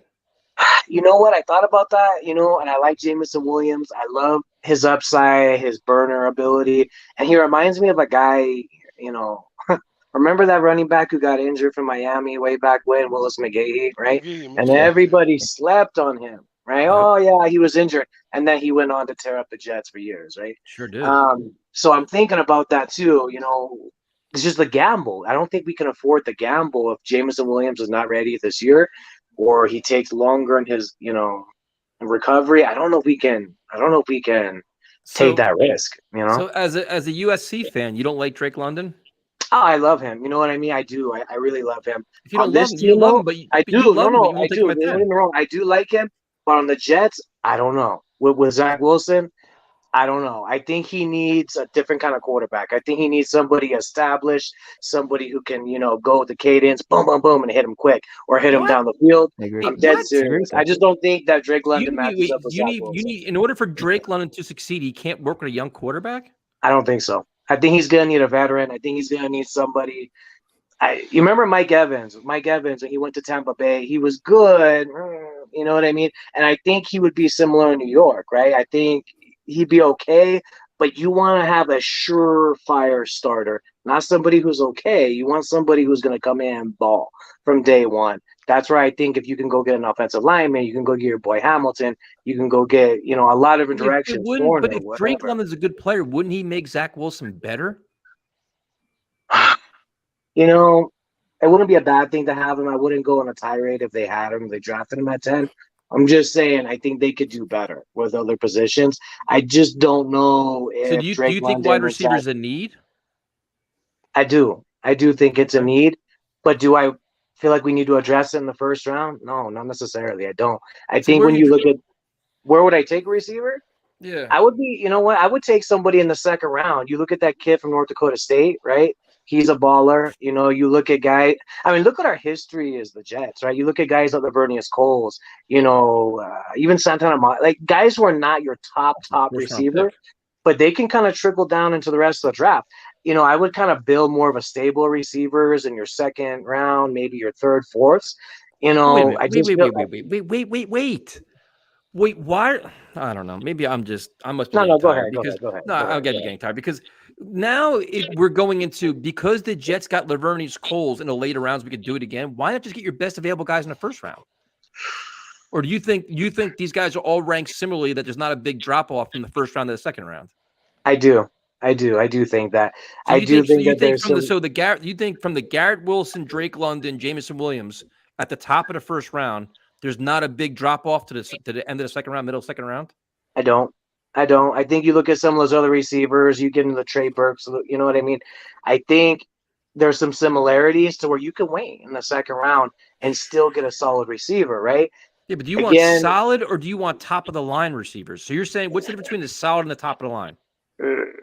Yeah, I'm thinking your Drake Londons, your Jameson Williams, that's creme de la creme, right? Those are your elite dudes. So but after you want that on your team? It's a risk, though. It's a risk. What is it a risk? A risk. You just said they're the top of the line. They're the creme de la creme. You want that, or you want to start bargain basement shopping in the second, third round, hoping it's going to be just as good? Why not go with your best shot instead of your third best shot? Doesn't that also depend on the drop off at other positions too? Offensive lineman, pass rusher, corner, than the receiver. I would rather have that. I feel more comfortable going that route than going the receiver route at pick number 10. But you know what? My hypocrisy knows no bounds. If I was going to take Debo Samuel at pick 10 and trade that away, I'd say hell yes. You know what I mean? But then again, he's a veteran, proven receiver that almost took his team to the Super Bowl last year. So there's a difference. We know what he is, right? Drake London, I think he's going to be pretty good in the NFL, but do we know that for a certainty? No, not really. You know what I mean? Do we know Jameson? We don't know anything. Every guy in the draft of course. But we want to have surefire guys. You know what I mean? Pick 4's got to be huge. We got to address that edge at some point. Guys, I cannot take Trayvon Walker. We're talking about goals and different things. Vernon Golston. And this is my opinion, guys. When I see him I see Vernon Golston. I'm like, no. I don't want anything Vernon to do with Golston was that. a linebacker, though, wasn't he? No, he wasn't. He was. Remember, he was an edge rushing Ohio State beast. Killed the combine, and everybody fell in love with him. I fell in love with him, and looked like an idiot. Like 2 years later, right? I have this stipulation about Ohio State guys myself. You know what I mean? I could even say the same thing with Trojans. But that is one of my things. You got ABT. Is that why you don't right? like Garrett Wilson? Exactly. I just have a weird thing. Outside of Nick Mangold, Ohio State guys and the Jets do not mix. It's like oil and water. You know, I'd love to be proven wrong, but until that happens, I have a weird stipulation with Ohio State guys. Same thing with Trojans. You know, ABT was a badass, came out of, SC last year. But with Drake London on the Jets, is he Keyshawn? I mean, I love that. I would do cartwheels to New York, to New Jersey if that was the case. I just don't know if London is going to be that number one guy. I think he can be a really solid matchup nightmare. Wait a minute. You said earlier he could be, but he needed a better quarterback, and now you're saying I do. I think you put a veteran quarterback. Is it the player or the quarterback? You give him a veteran quarterback, I think it's going to hide some of his deficiencies and things he can do. You put a younger guy, a Zach Wilson, with him. Yeah, but you isn't the goal, isn't right? the goal as to have the young players like you'd have like Elijah Moore, and then you'd have him and Zach Wilson all grow together and grow the offense together and develop together and be just isn't that how it works? It could work. I mean, don't get me wrong. It could work. It could work. I would just feel more comfortable going with an offensive lineman, with a corner. I feel like that's the bigger need. Don't get me wrong. I think receivers is a great option in some ways. See, the thing is, too, if London is so good, and you're worried about him playing with a young receiver, if you're going to go with their 5th or 6th or 10th best option with a young receiver, isn't that kind of not ideal then? Wouldn't you want the best option for the young receiver? So like your 10th best option? I mean, for me, I prioritize the defense more than I'm putting the offense as Zach Wilson right now. That defense was last year. Maybe arguably the worst Jet defense of all time. I want to shore that defense up. That's got to help Zach. You know, Zach's not at a point where he's going to go put 24 on the board every game. How are you sitting there through this? How are you sitting there? What I was going to say was that I think a better argument would be saying that maybe there's more of a drop off at some of the other positions where it's like if you have Kyle Hamilton as this elite safety and everybody else is just good. Sauce Gardner's elite. Maybe the other quarterback out of LSU, maybe he's also elite. The rest of them just average. Okay, good. Same thing offensive line. You got Neal, you got Aquanu as your top guys. So then maybe you say, all right, we got Christian Watson, we got Pickens, we got Jahan Dotson. We can get one of these guys either in round 2 or by trading up into the 20s. We can still get a very, very good receiver and get some elite players on the defensive side of the ball. I understand that, but still, I just think quarterback's got to be the priority. If you can get an elite number 1 guy at pick 10, I'm not passing that guy up. And so who is that receiver at pick 10 for you guys? Let's say you got to take a receiver. You have to take one. What? You would take Wilson? Yep. Ooh, okay. Most polished, most complete. Yeah, probably. Wilson in London for me. That's it for me. I'm just going to say Jameson Williams. Fucking I just don't think London. If he was healthy, when I hear all the 50-50 ball stuff, I'm like, that's not what LaFleur wants to do. Jameson Williams, let's just roll. I'd be okay with that. I'd be okay. I'd take the chance. Yeah. Screw it. Well, Jameson Williams got it. He's got that speed, man. Like speed kills. You can't teach that. You can't coach that. That's you just he was by far the top receiver in this class. So yeah, if he wouldn't have got hurt, bro, this injury, I'm all about it. James, thanks for calling, man. We appreciate it. No problem, guys. No problem. You guys have a good night. Good night, bro. Have a good night, man. See, you bastards are getting tired because you let me deal with that shit, and neither one of you said anything, and that's not even remotely fair. No, it's entertaining. I was just like, Tyrone's booze kicked in now. He's got the slow buzz kicking in now. He's like just chilling out. Let me deal with the bullshit. He didn't realize that chugging was going to hit him. Some complete nonsense. Afram saved the show. Sir. Uh-oh. Pick is in. Pick is in. I like that. Fun times. Well played. Let's trade everything. Let's go. I'm gonna give them 4 and 10 to San Fran for Boza and Debo right now. Let's go. Let's do it. Wait, we can't do that? What do you mean? Yo, let's do that. This is a weak draft. That's the bottom line. No one knows, like the I don't even think it's weak. It's unpredictable where everyone's going to go.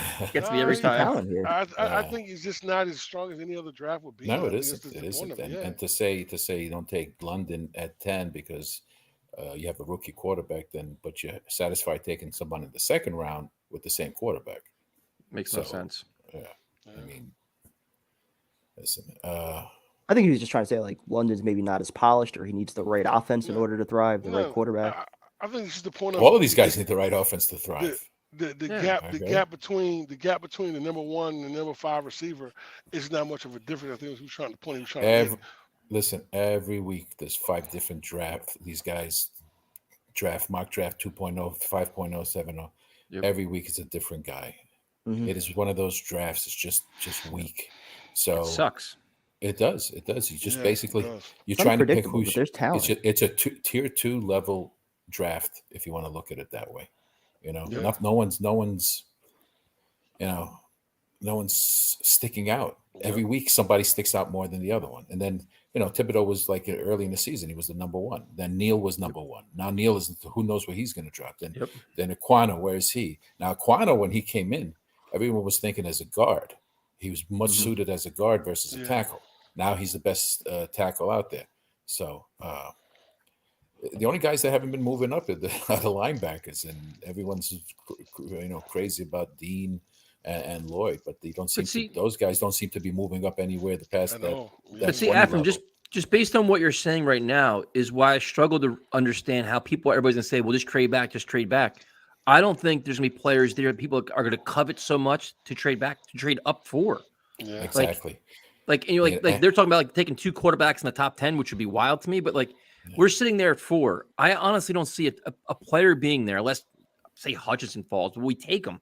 Right. But I don't see a situation of forward. Someone's like, you know what? I want a player so bad, Jets. Here you go. Here's all our picks. I can see where you can, if Aquano lands us 4, we can go to the Giants and say, hey, we'll move back 1. We'll take a 3rd rounder. You get your guy at 4. Because I think they're high on Aquano. They need all line help. Right. Okay. So you can move back maybe 1 or 2 spots, but you're not going back any further because no one's really coming up for that. Even for Gardner, you might get someone that wants to come up for Gardner, but you don't think anyone's moving up for a quarterback? Not at 4. Maybe a 10. Every year it happens though. But usually by now there's a firestorm. Like usually right now there's some complete like. I don't think the Lions are moving. I don't think the Lions are going quarterback, and I don't think. I think you got a defensive coordinator, defensive-minded coach, I believe in, and I do see Carolina going after quarterback. Well, they need one. They don't have any. They need one. They do. It is. I don't go around Sam. Be patient. No, I mean they're gonna. They picked up his 5th option. They're paying 18, 19 a year. Right now. Yep. And they're not gonna go after Baker. You don't put in $36 million in quarterbacks for one to sit. So it's we just pray that we got to hope that trust Douglas and Saleh to pick who they feel. Trust the process. You have to. You have no choice. Yep. So then, Afram, here's a question for you. Then, with the first 2 rounds, are there any positions that they took you'd be completely pissed about? As much as I love Kevin, I can't say he just can't take offensive line. You just can't. You really just can't. And I see your logic, but you just can't because you're sitting a guy at number 4 to sit for a year. You can pick the same guy and next year. You get it. You don't know what you got next year, and you could pick that. You think guy we're going to be picking number 4 next year? I thought.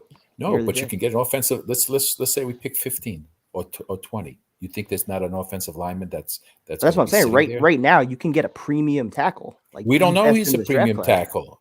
We don't know he's a premium tackle. That's what I'm saying. If he is your best player available on the board for what's there at 4, I don't think you don't take him just because you don't have a need for offensive line for 1 year.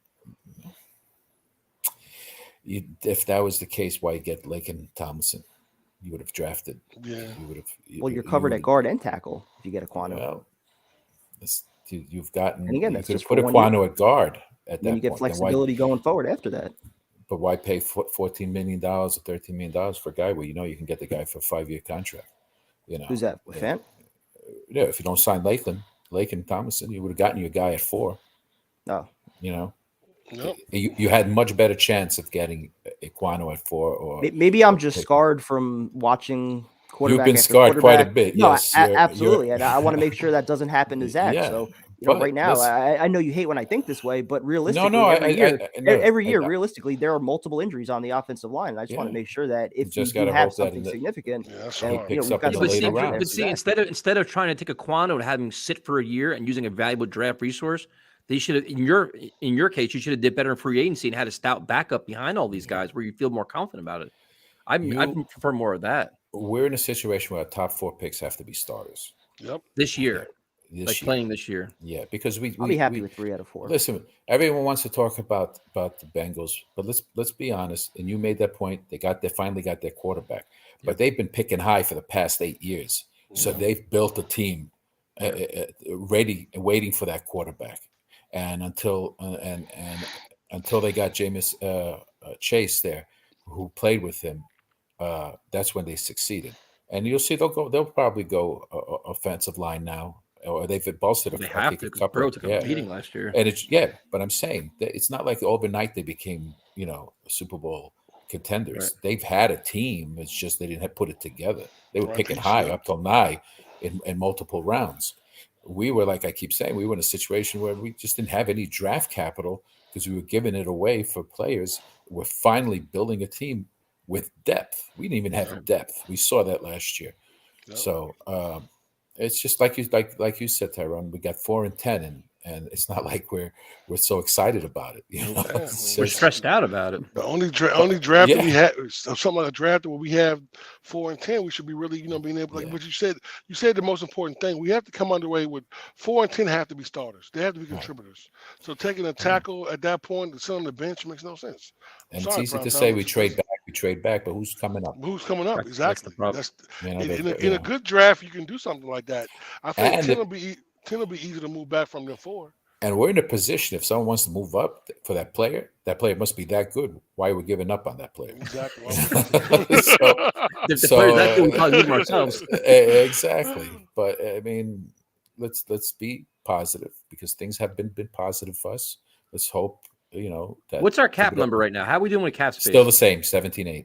So $17.8 million. What were your thoughts on Quan Alexander? It's good depth. I don't know if they signed him yet, but it's good depth. He's only 27. He's had injuries and this, but hey, problems, right? But he knows the system, so he was also, like, if you look at the stories coming out of the Saints, he was like their Ed Block Hurd Award winner. He was like a locker room favorite, like a team leader guy, like work ethic guy. Like there's a lot of really good stories about all him these coming guys, out of there. All these guys that he's picking were captains on the team, and Saleh knows him from the 49ers too. Exactly. So. And JD picks guys with high RAS, guys picked with high RAS. Everything is like every first rounder was 9 point something. So we have to also look at that.